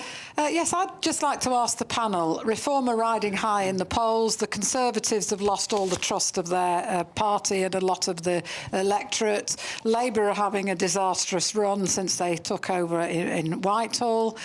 But 4 years is quite a long time. And I personally feel that we may find in 4 years' time there will need to be a compromise or an agreement for the right-centred parties to unite in order to make sure we get rid of this Labour government. I'm not saying I'd like that. I'm just saying, realistically, can you imagine people voting for the Tories in Scotland or Wales or even the north-east or north-west of the country? They might just vote Reform. But they might vote Reform. And in the same breath, I live in Buckinghamshire, and I can tell you, although the Conservatives lost the county council there to, I think, the Lib Dems by one vote, there's still an awful lot of people who would not vote Reform. So my question is, do you think there will need to be a united front on the right, centre-right of the political parties in order to win the next general election? OK, good point. Go on. I was just going to make the point, and you're absolutely right, that you might have said the same thing, though, about Kent, which was the most true blue council for absolutely years. I think only once, I said last week, in 1993, it wasn't Tory held. That went to Reform last week. So I think it is possible that some of these Tory councils that are really true blue could go Reform. I think that a coalition is not such a bad idea when it comes to the idea, because they're not a million miles apart. If you listen to what Kemi Badenoch is actually saying, OK, actions are a different thing. 14 years of it going horribly wrong is difficult to put behind people. But I think that actually when you listen to the rhetoric, they're not a million miles apart. So maybe if it didn't sound like some sort of hygiene product, conform could work. Oh dear. Well, there we go. Just out of interest, would anyone in this room just like not ever vote for Nigel Farage? Yeah, OK, at the back. Are you? You don't have to do this, by the way. Are you willing to say why? If I give you the microphone, you don't have to. You don't have to. Are you all right with that or not? Yeah, go on. All right, then go on. But yeah, we'll give that gentleman the microphone. Whilst we do that, Adam, what do you think of the Reform's poll surge? Look, at the end of the day, the two-party stronghold on UK politics is now over. We have had years of the Tories making promises and going back on them, on not listening to people like me or you. We have a Labour Party that has come in, and I never believed they could be this bad. I thought they'd be bad, but they have been horrendous. At the end of the day, the word on the street is change, and that is what people want, change. Right, so, now, we're going to have to... Sorry about this, we are going to have to be quite quick, I'm afraid. Sorry, because we're way over, but go on, what would you like to say? It's not so much Nigel Farage himself, it's the people that surround him. That's why I wouldn't vote for reform. Not him personally. It's a bit like Donald Trump. The problem's not Donald Trump. He's not the racist, but people who are surround themselves around them. So you are concerned, in your view, that potentially there are people around that are... Look at the debate over Tommy Robinson. Half the party want him and half don't. And that's the exact reason why. OK. All right. Well, your views. Barry, what do you think about that? Look, we're talking about a realignment of UK politics. We've talked about it before. It may well be the case. But I wanted to address the issue of the amalgamation of the two parties and this compromise deal, because I think it's one of the worst things in politics when you get these pacts before an election. Let me tell you why.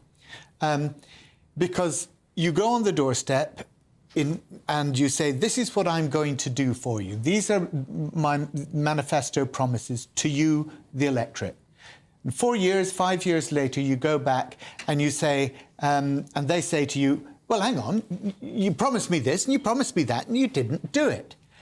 And if you've got into a pact with another party, you say, oh, yeah, I know. Well, of course, we wanted to do it, but we had to negotiate with the other lot, and that meant we couldn't. It creates dishonest politics. Very few seconds. Are the Tories finished? No, I don't think so, but I do think everyone on the right, and I was on the right of the Conservative Party, I'm probably a lot nearer to reform than I am to some people who are in the last Conservative Party.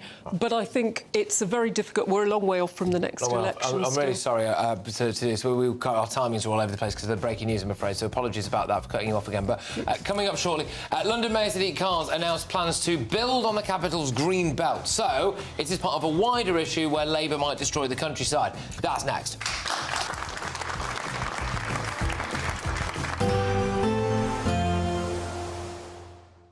I forecast a perfect holiday in the sun. Weather looking good then? For sure, and no worries about our travel insurance. All Clear Travel Insurance sponsors GBNews Travel Destinations Forecast. If you're thinking of heading south for a holiday, it is going to be very unsettled across Madeira and Iberia. Fairly blustery through the Greek islands, but some sunny spells in between any showers. A few showers for Italy, but mostly fine here.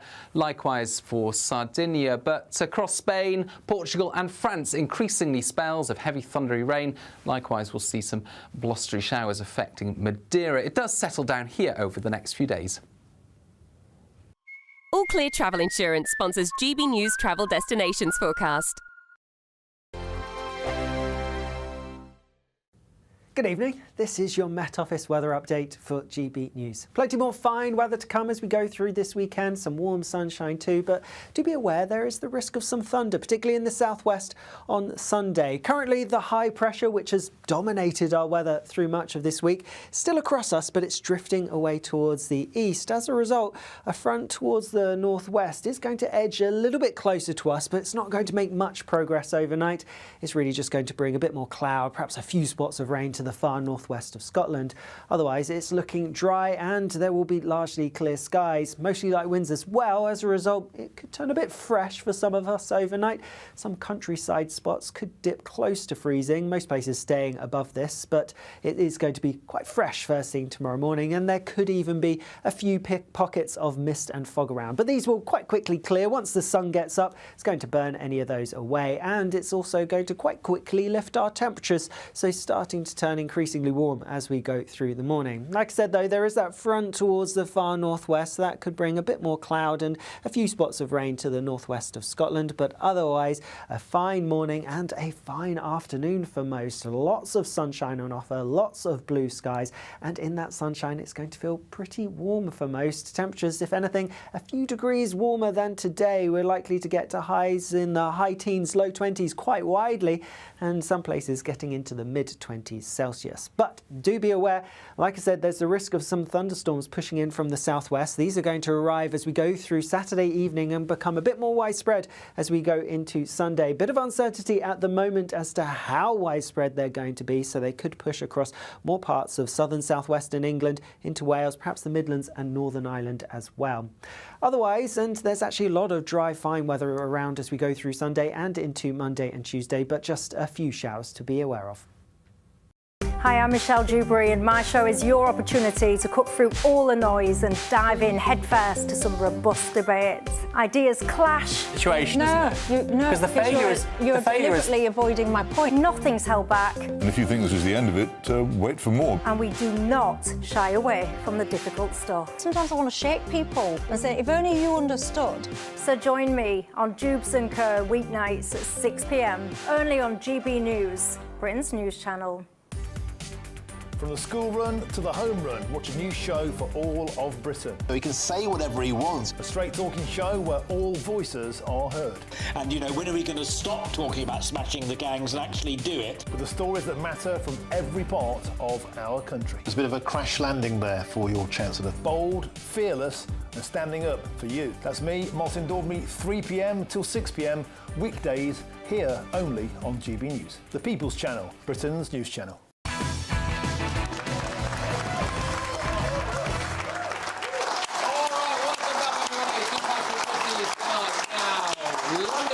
Sadiq Khan today unveiled his radical change of approach to the Green Belt.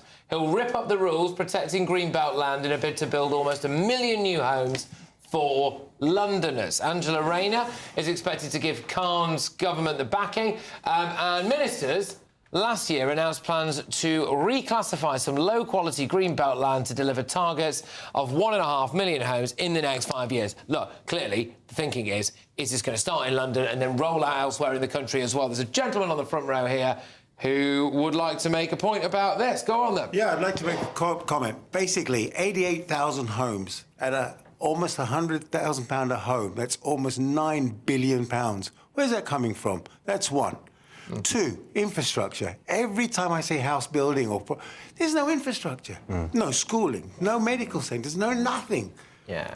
Who's funding all of this? Last of all, the worst thing is NHS. What are we doing to it? We're absolutely crippling it by doing what we're ever doing. Is the Sorry, point Barry.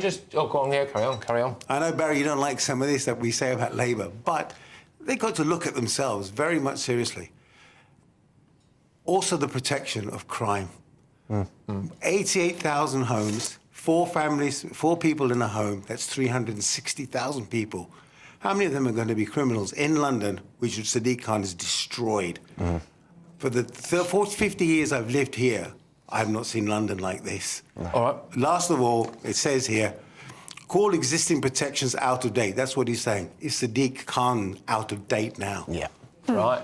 Well, you make a series of good points, so thank you very much. I was going to go to you first, but he's got to have a quite extensive right reply, and then I will go to Jane on this. Sorry. Very quickly, you talk about the health service.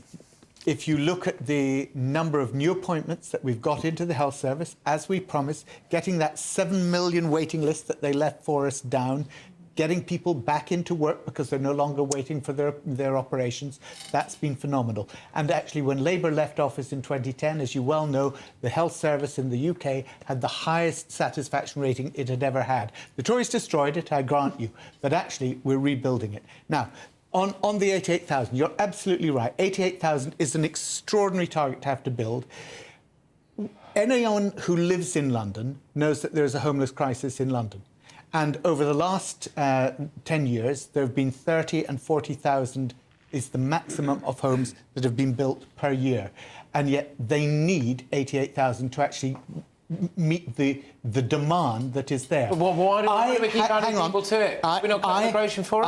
I absolutely agree that this should not be at the expense of the green belt and biodiversity. And there, you and I can make common cause. Because for me, the economy sits within the environment. Without the environment, you don't have an economy. We're going to have to quiz ourselves on. Go on, Jane. I'd just quickly say that Labour also left NHS trusts saddled with PFI deals that left them in debt. They're still in debt. Yeah. But great point. But on green space, I had a fight in Wolverhampton. My Labour council put Greenbelt into housing plan. We need city centre living, but in London, you know, we already have city centre living. I haven't lived in London for over 10 years now. You're Wolverhampton. I live in Wolverhampton now, but I lived in South East London in Brockley for a long time. We had a really beautiful park and green space, but you really appreciate it because there's so little. There's so little green space in London. Do you think that Labour will just concrete the green belt? I think they will, and former constituents contacting me about Greenbelt that we previously saved after a campaign. And I just think this target, we heard Angela Rayner nearly resigned last week saying it's not meetable, you know, so it's really interesting as Angela got her own way on upping numbers via Sadiq. That's interesting. Adam, look, let's be honest here. If it follows the trend of London at the moment, most of these homes are going to be filled with people from that are foreign-born. London is not London anymore. Look, going back to Sadiq Khan, he's the biggest hypocrite I've ever seen in politics. He is the co-chair of C40 Cities, which is, for me, an extremist group with climate change and such.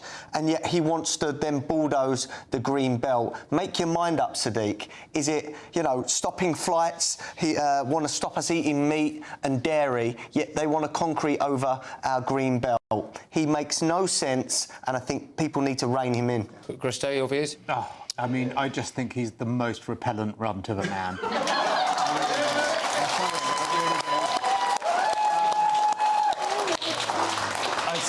I said runt. Yeah, you did. I You did. runt. You did. My heart was in my mouth for a moment, but I'm sorry. He just speaks this virtue nonsense constantly, but he actually shafted the poorest Londoners when it came to the ultra-low emission zone extension, which by his own impact assessments would have no effect at all, but he had to do it because of clean air. Crime has never been worse in London. It has never been worse. Crime figures have gone up and up and up and up, yet he seems to think the solution to every single problem is a cycle lane. And then he actually then says, OK, clean air is going to be his legacy, and that's what he wrote in his book that he was trying to hike to everyone. And then he actually wants to build over the green belt, which is just doesn't make any sense. It's complete hypocrisy. And by the way, this number is a drop in the ocean for the 4 million homes we are short in this country. OK, all right. Well, there we go. Well, OK. All right. Strong feelings all round. And, here we go. It's the moment you've all been waiting for. My audience, my wonderful audience, the best audience so far, by the way. I say every week. I don't know who my greatest Britain is. I'm going to crown tonight's greatest Britain and Union Jackass. So stay tuned.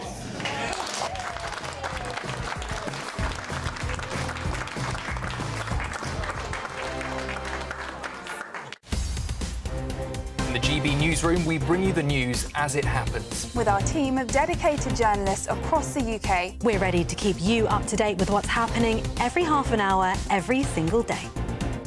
Bulletins here on GB News, the People's Channel, Britain's news channel. Martin Daubney, weekdays from 3 p.m. Ranjit Mathrani. Ranjit, welcome to the show. You're being booted out by the Crown Estate. What's going on? Well, the answer is I don't know, because they keep on giving different reasons on different occasions with one simple objective, to get us out of the premises. And the irony is that 1 year before they decided not to terminate our lease, they actually invited us to take over more space on the first floor of the restaurant. And then they dramatically changed their mind. I'm sorry about the background noise, I'm the evidence. They dramatically changed their mind after a locked drain, which they blamed on us, which wiped out their electrics. And they claim they needed space, 11 square meters of the space for their entrance. On other occasions, they claim they need the space in order to do the refurbishment works. Neither of those arguments are very convincing. They could have a reception space if they wanted to on the first floor, and they could work around us, as many landlords have done in refurbishing the offices. So, Ranjit, if I may interject, Ranjit, if I may interject, we don't have a great deal of time left. Ostensibly, they're trying to hike up your rent, and you think they're using a backdoor method of doing so to get you out. You're an institution in London. We are indeed an institution, not only that, we are a living institution. You know, we were invited to the cater for the Queen on 2 occasions, Buckingham Palace. She, in fact, agreed to have dinner with us before COVID struck. GB News. Headliners on GB News 11 p.m. every night. It's got 3 top comedians going through the next day's newspapers so you don't have to read them, which is great. That's a good point. He's lying. I mean, maybe he's not lying. That's Headliners every night from 11 p.m. and 5 a.m. as well on GB News, Britain's news channel. Join me, Nana Akwe, for an informative, interactive news programme with a difference. It's fun. No, he didn't say that, Dave. I'm so surprised. I think there's an element of truth to that. Join me from 3 p.m. every weekend, only on GB News, Britain's news channel.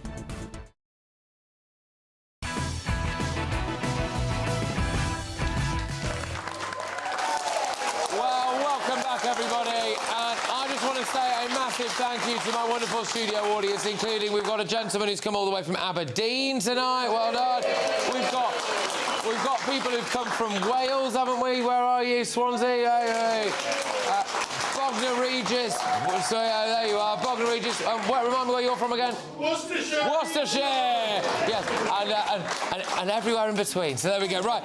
OK, let's crack on with Greatest Britain Gideon Jackass. Greatest Britain, Adam Brooks, please. Mine is Winston Churchill, a true hero of this country, and we would not be sitting here today and have the freedoms that we do if it wasn't for this man. So for me, Winston Churchill is our greatest Britain.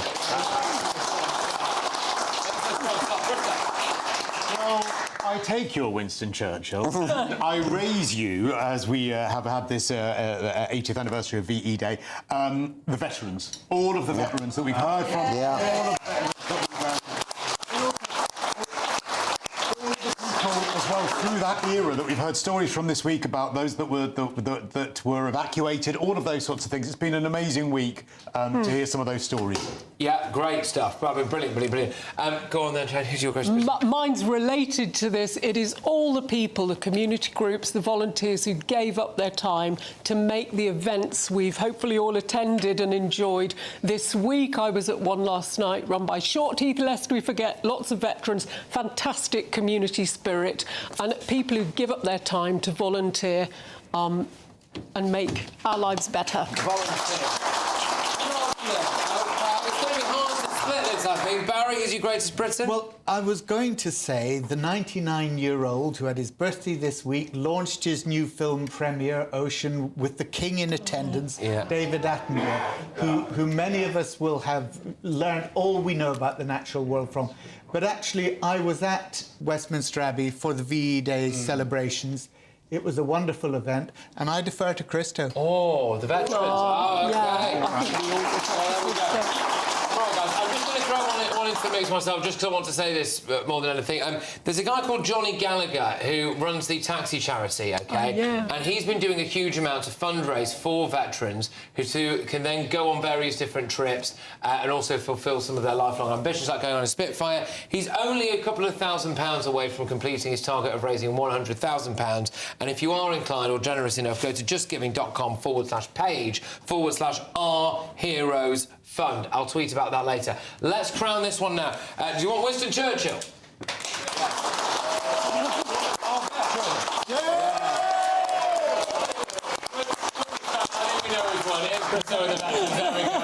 Oh, the volunteers do a great job. Right, who's Union Jackass? Let's be quick. My Union Jackass is the Labour Party. In just 10 months, we've had a clear abuse of the donor system, a Chancellor that's lied on her CV, a Cabinet member that lied of being a solicitor.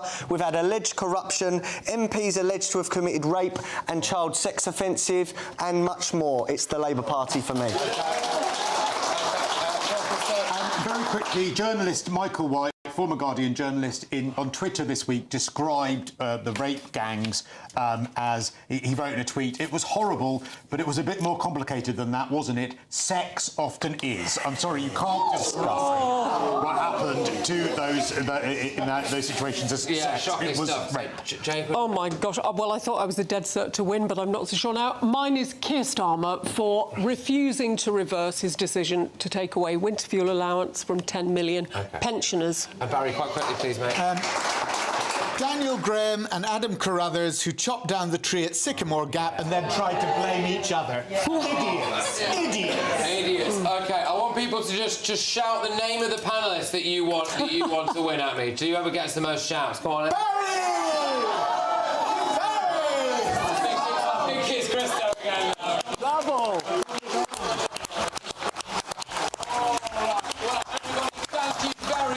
Everyone, I hope that it was worth the trip for you all here. If you're at home, why don't you get yourself in here next week? I'll see you next week. Take care.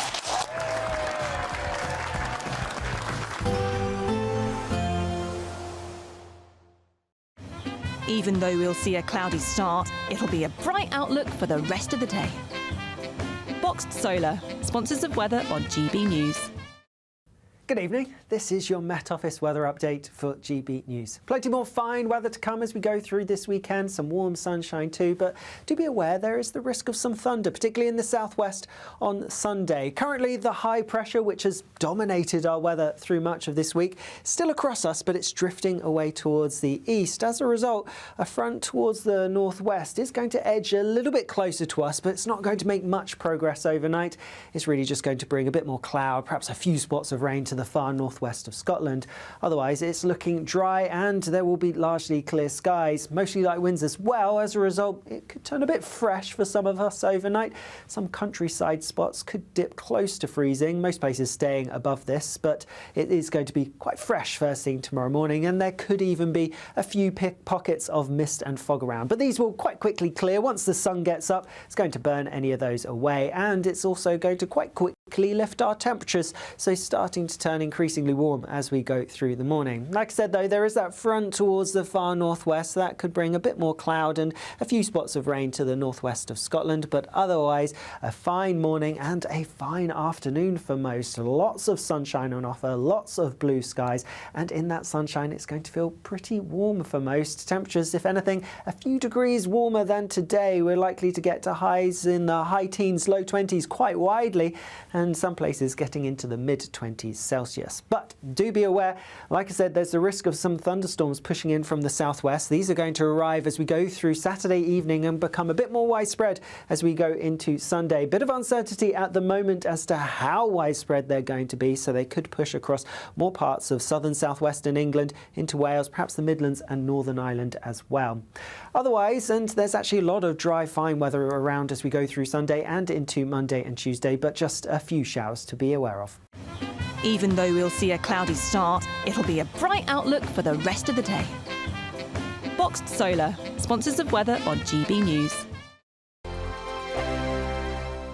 You could be the next big winner on the road in this brand new Alnag Baron 560 motorhome, courtesy of Marquis Leisure. Imagine the fun you could have in this luxurious home from home worth over £67,000. We'll also give you £5,000 in tax-free cash to make your next getaway a great one. And it could be all yours. For another chance to win the lot, text WIN to 63225. One entry costs £2.50 plus one standard network rate message. Or text BONUS to 63225. 5 entries cost £5 plus one standard network rate message. Go to gbnews.com/win. Entries start at £2.50. Call 0903 686 3232. Calls cost £2.50 plus your network access charge. Or post your name and number to GB13 PO Box 8690 Derby DE1 9TT. UK only. Entrance must be 18 or over. Lines close at 4 p.m. on the 6th of June. Please check the closing time if listening or watching on demand.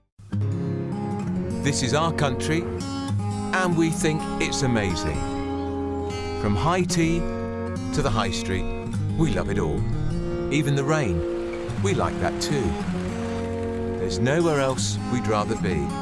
That's why we're here to be the fearless champion of Britain, its voices and its values. Because we are GB News, the People's Channel, Britain's news channel. I'm Christopher Hope. From pop stars to politicians, I'll interview anybody in a pub who's got a political opinion. Join me every Friday on Spotify, Apple Podcasts, YouTube or gbnews.com, or wherever you get your podcasts. This is GB News, the People's Channel. Mornings don't have to be tiresome, especially if you have the right company. Wake up to news as it happens, opinion and debate, and of course, a little bit of entertainment too. Because when the kettle's on, we're on. That's Breakfast on GB News, a show worth waking up for. Every morning from 6 a.m. Only on the People's Channel, Britain's news channel. We'll spread the news, you spread the word. Join me, Nana Akwe, for an informative, interactive news programme with a difference. It's fun. No, he didn't say that, Dave. I'm so surprised. I think there's an element of truth to that. Join me from 3 p.m. every weekend, only on GB News, Britain's news channel. Headliners on GB News 11 p.m. every night. It's got 3 top comedians going through the next day's newspapers so you don't have to read them, which is great. That's a good point. He's lying. Maybe he's not lying. That's Headliners every night from 11 p.m. and 5 a.m. as well on GB News, Britain's news channel.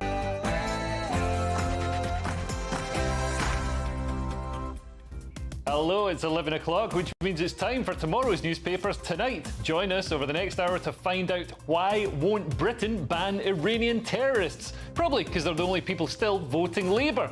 Still, it seems like it's easier to ban plastic straws than terrorists these days. And a migrant avoided deportation because he's got tattoos. Imagine what you'd get away with if he had a piercing.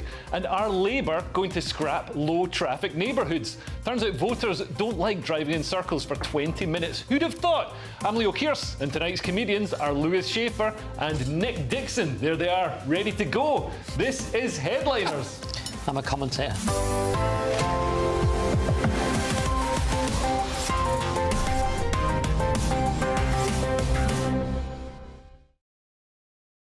But before tomorrow's news, let's go to tonight's headlines with Sam Francis. Or we're going to talk about some front pages. So we've got. All right, cool. We're going to Sam Francis.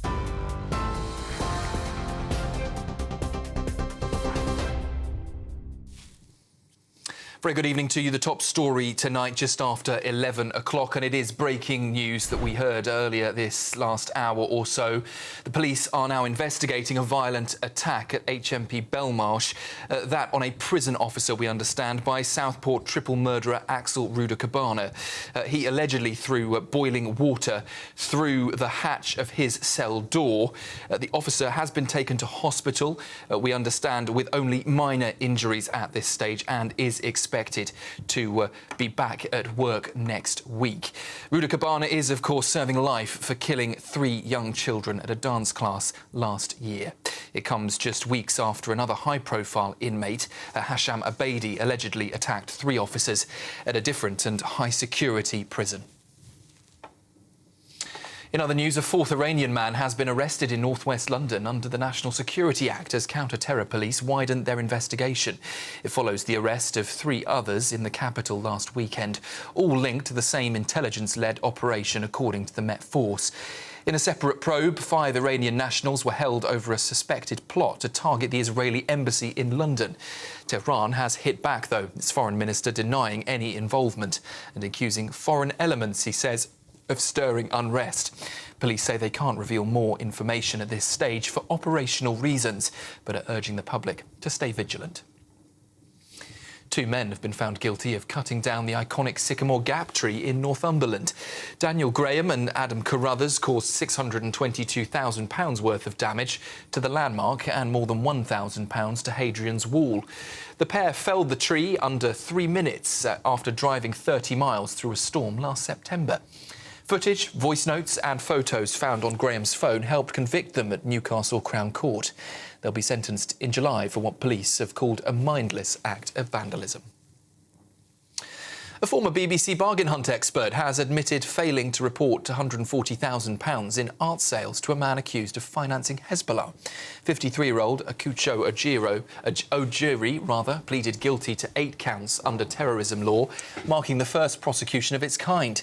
The court heard he sold directly to Nazim Ahmad, who was sanctioned in the US and UK for links to the proscribed terror group. Ojiri discussed the sanctions with others and failed to act on compliance advice. He'll be sentenced at the Old Bailey on the 6th of June. And the government insists hormone-treated American beef won't enter the UK. That's despite a new tariff deal allowing 13,000 tonnes of US beef imports every year. Farmers and consumers fear it opens the door to lower quality meat. But ministers say certification and border checks will keep standards intact.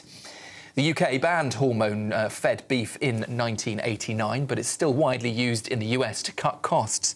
Campaigners say border enforcement is already overstretched, though, while others urge shoppers to stick to locally produced meat. That's it from me for tonight. I'll be back with you for all the headlines at 10 o'clock tomorrow morning. Now, though, it's over to headliners.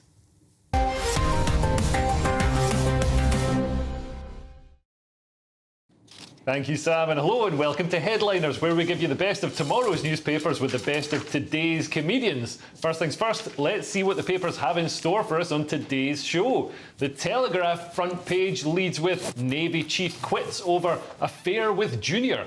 The Mail has secret affair that cost head of Navy his job. The Times leads with net fall in migration to stall. The iWeekend has Reform UK surges to 10-point poll lead over Labour as Farage plots a path to power. The Express has obesity drugs can give £4.5 billion back to work boost. And the Daily Star has it's so unfair. Apparently people called Kevin don't get any dates. Now, we're going to go straight to the Sun now with news that the Southport murderer Axel Rudakabana has attacked a prison officer. The 18-year-old hurled scalding water over a prison officer. The stricken guard was rushed to hospital after the horror attack while cops were called. According to the Sun, an investigation is now underway into how Axel Rudakabana got hold of boiling water to hurl over the prison officer. The prison service said police are investigating an attack on a prison officer at HMP Belmarsh. Violence in prison will not be tolerated, and we will always push for the strongest possible punishment for attacks on our hard-working staff. And Scotland Yard added, the Met is investigating after a prison officer was subject to a serious assault at HMP Belmarsh on the afternoon of Thursday, the 8th of May. Now, Lewis, this story is insane. This is only a few weeks after a similar attack in prison. Although this one's obviously we can't comment too specifically on this one right now. It's an alleged attack at the moment. But Hasham Abedi, the brother of the Manchester Arena bomber, also attacked prison guards. Are you worried? Because you're the person on the panel most likely to end up in prison. Are you worried that prisons are becoming more violent? Well, I'm happy that he was able, that possibly he was able to get hot drinks there I mean, he's in prison, and you don't know what what can happen in prison. And I mean, this, Nick, we've seen Islamists have taken over a lot of prisons, and prison isn't the sort of deterrent that it used to be for people like this. I mean, Islamists celebrate terrorists, they celebrate child killers, so it's not as if, Axel's walking around with a target on his back. We've had very disturbing stories recently, about the amount of Islamist gangs, the way they almost run the prisons. You'd almost need separate entire wings to deal with them, which is some people think isn't practical. So it's extraordinary. Those stories are shocking. On this one, the one, it's a horrific story from a person. We all know how we feel about this person. Alleged attack, as you say at the moment, but at least the guard escaped severe injuries, was discharged the same day, I believe. So that's the one positive. They put cold water on him immediately, and it wasn't mixed with sugar. So that is the only good thing in this horrific story. Yeah, but it is. I mean, it's worrying that, especially after Hashim Abedi's assault on prison officers, he's still able to get access to facilities to boil water. I'm amazed. Hashim Abedi had facilities to boil oil, as if, like a medieval weapon, an obvious weapon. And it's not as if you need a pan of boiling oil for, they should be given something else to eat. I'm amazed anyone does these jobs still. They're incredibly brave. They need more protection, obviously. But isn't it amazing you'd even sign up for a job like this at this point? Yeah, no, absolutely. Let's hope prison officers do get the tools they need to be protected. And let's have a look at some more front pages, Lewis, with the Telegraph here. So the Telegraph, Navy chief quits over affair with a junior, married Admiral resigns as investigation is launched over relationship with colleague. This is the guy, his name is Admiral. He's admirable.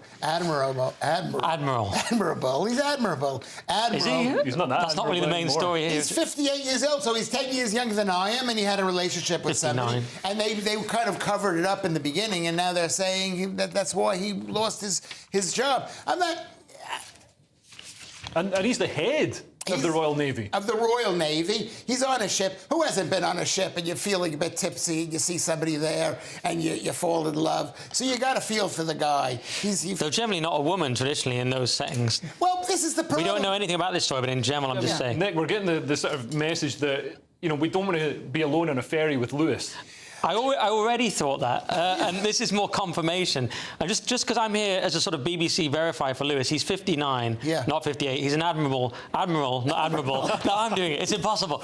He may or may not be admirable. We don't want to besmirch him. But also, the headlines were, is it affair with Junior? You want to know, like, how can we just get the age? I didn't see that headline. I know a guy called Junior. He's a black man. It's not RFK in this case. And does it say a woman? It's very hard to find out. It's hard to find out anything, But, I mean, does it make a difference if he's a man, if he's having a thing with a man or a woman?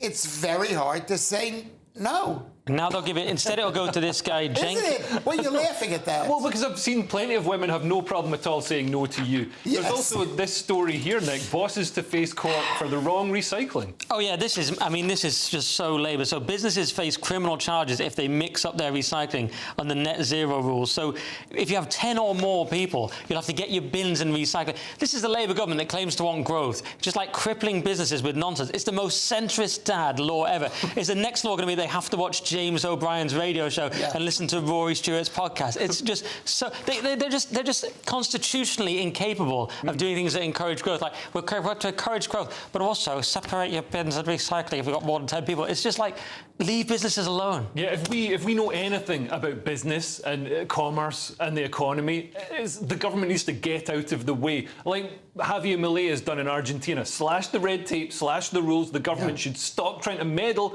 in business and stop trying to centrally control the economy. It never works out. And the truth is that recycling doesn't work. I mean, I continue to recycle because I've been beaten down so much I can't throw out anything unless I'm recycling it. But they take the stuff and they dump it in some Malaysian river or something. I mean, yeah, no, it's a myth. It all goes like to India in a landfill. Yes, it's a myth. It isn't. Completely made up. Maybe it is recycled. You don't want to say it's not recycled. Well, but can I just point that's the thing that you're worried about saying after three years on this show. You're like, I don't want to give any misinformation about recycling. Well, because you want people to vaccines, water. Especially in my estate, they're not the highest quality people. This is the guy that says viruses aren't real and water dehydrates you, but he's worried about giving out misinformation on recycling. Yeah, because you want people to. If they do decide to recycle, you know... OK. And talking of misinformation, we've got the BBC Question Time editing team working hard to edit out a false statistic, or certainly a disputed statistic around net zero. Because this guy, Richard Tice, he's the Reform co-leader, whatever. He's the ugly face of Deputy, come on. We don't want to get a phone call from looking face. From Mr. Farage. I remember seeing him. He was sitting in the green room. And I'm thinking, that's a good-looking guy. He's similar to Thank God you weren't on a ship. Yeah. Well, you know what? I'm attractive for an older man. He's not junior enough for Lewis. I'm attractive as an older man. Any ladies out there? Tell us about the story. John, why did you ask him? You should have asked me if you wanted the details. No, He's gonna let him have a go. Let him have a go. They're on Question Time. You know, it's amazing that they let someone Reform on Question Time. You know, they remember what happened with UKIP and those guys. They let him on, and he said that climate change was only affected by 3 or 4% by CO2 caused by man. Yes, only 3 or 4% of atmospheric carbon dioxide is caused by man-made emissions, essentially. And Fiona Bruce, the host of Question Time, stepped in and said, no, it's actually a third, and they've edited that out, but they've made an excuse. But it wasn't the third. It wasn't the third. She said it was the third, according to NASA, And they went to BBC Verify, so they went to themselves, essentially, to ask themselves. Because we know BBC Verify never get anything wrong, except when they say people have visited Totnes twice, you've only been once. Huh? They never get anything wrong unless they actually have an opinion. Yes, if they say anything out loud. But BBC are claiming, to be fair to them, that the statistics were compared, which were not directly comparable, so more context would have been needed. They claim it's totally normal to edit it out. I would say, though, something similar happened to Zia Youssef. He was corrected on the show. Fiona Bruce, in that case, amended it during the broadcast. But you do wonder why Reform... They go on these shows all the time. They should go on new media. The BBC is never going to love Reform. Well, I think they do, and that the previously contested thing that again, you know, Reform were correct on was around the UK taking more asylum seekers per capita than France. There's a common myth on the left that European countries take more. Let's move on and have a look at the front cover of the I Weekend, Nick. Oh, we're doing I Weekend. Yes, this is interesting. Reform UK surges to 10-point poll lead over Labour as Farage plots a path to power. Nice alliteration. So this comes from BMG Research, and Reform has surged 9 points in a month to 32% ahead of Labour, which is down 4 points on 22%. The Tories, and no one will be surprised to know, have slumped to 19%. Ooh. And you wonder how long poor old Kemi Badenoch has if that carries on. And Farage told the I paper that the poll shows the two-party system is now dead. My only question about that is, it kind of does, unless you're just replacing the Tories. I mean, they do have Lee Anderson, ex-Tory, Dame Andrea Jenkins, Sarah Pochin, all ex-Tories, and you sort of wonder... if they only replace Tories, then the two-party system isn't really dead in a meaningful sense. But it depends what happens with the Tories, if they can rally, if they get Jenrick in place and rally. Labour also doing very badly. But Labour, in my opinion, could actually turn it around. I'm not saying they will do this, but they just got the trade deal with the US, which looks good for Starmer. If he just went down, and even a photo op with him bursting a few dinghies, if they were just got a little bit, just a little bit serious on immigration, because they're the incumbent, they have the civil service, they have the blob on their side, they sort of have the levers of power. Unlike Reform, they're used to power. But they just have to do the basics on immigration. And you'd be surprised how quickly they could pull it back. No. The fact is that Labour people are pro-immigration, so they would just get rid of Starmer. There's nothing that Starmer can do. But we've seen other parties. I mean, Boris Johnson is a classic example of somebody who speaks tough on immigration, but then, you know, the Boris wave, he allowed in, what, 2.4 million, up to 3 million people during his, in just a few years when he was at in the top chair. I mean... I agree with Nick. I'm really surprised that Keir Starmer isn't doing something just for optics, even though, you know, nothing will change further down. You know, if anything, it's going to increase. I'm surprised he isn't doing something just to win back, because Reform now seems to be taking more voters than Labour. There was one minor thing they did. Both of you are unbelievably wrong. This is a dyed-in-the-wool left-wing communist type person. He went to Czech Republic when the horrible stuff was happening and was like helping out the commies over there. And I know that. My father was one of the official patent people. They may be incapable of actually just doing it at all. They've done one little thing, just to go back on earlier. They say that you might need to speak English if you're a migrant coming in. You might need to actually speak good English. Did you see that? So they're little tiny things. But I broadly agree. We've been through this before with Boris Johnson, where people believe Boris Johnson. He's the reason why the whatchamacallit, Kemi Badenoch and the Conservatives are gone. They're gone. They don't even know that they're gone. One of the reasons... You're just annoyed because he cancelled your show last night. Well, that's it for part one. Coming up, we'll be taking a deeper look at the Daily Mail, and we've got lots more stories from inside the paper. This is Headliners, only on GB News. Was that...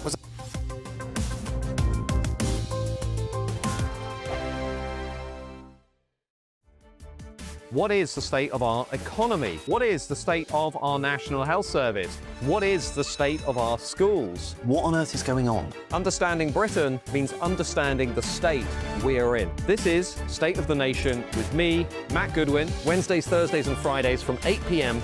on GB News. Martin Daubney, weekdays from 3 p.m.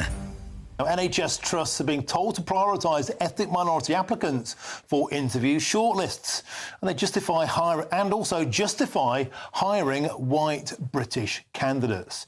Now, the official guidance says at least one BAME candidate must be shortlisted, even if white candidates are better qualified. And one NHS trust admitted using positive discrimination to decide who even gets an interview. Now, managers are also told to use race as a tiebreaker, and guess who wins in that case?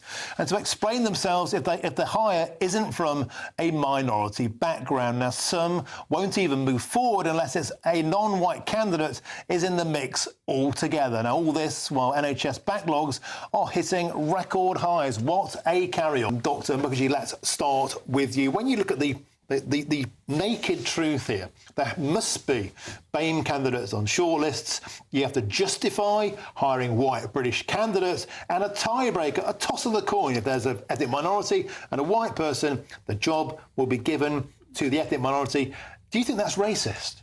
That is racist. And it goes against the fundamentals of the NHS, which is about patient care and quality of care. And as a patient myself, I mean, I know I'm a doctor myself, but by all means, I pay taxes, and you all do as well. We want to get the best quality people serving us. We don't want to be paying money towards some sort of diversity hire just to tick a box. That doesn't serve the purpose. I don't think I would want to be, and I'm a person of colour myself, I don't think I would want to be a diversity hire. I think it's a bit of an insult, really, to think that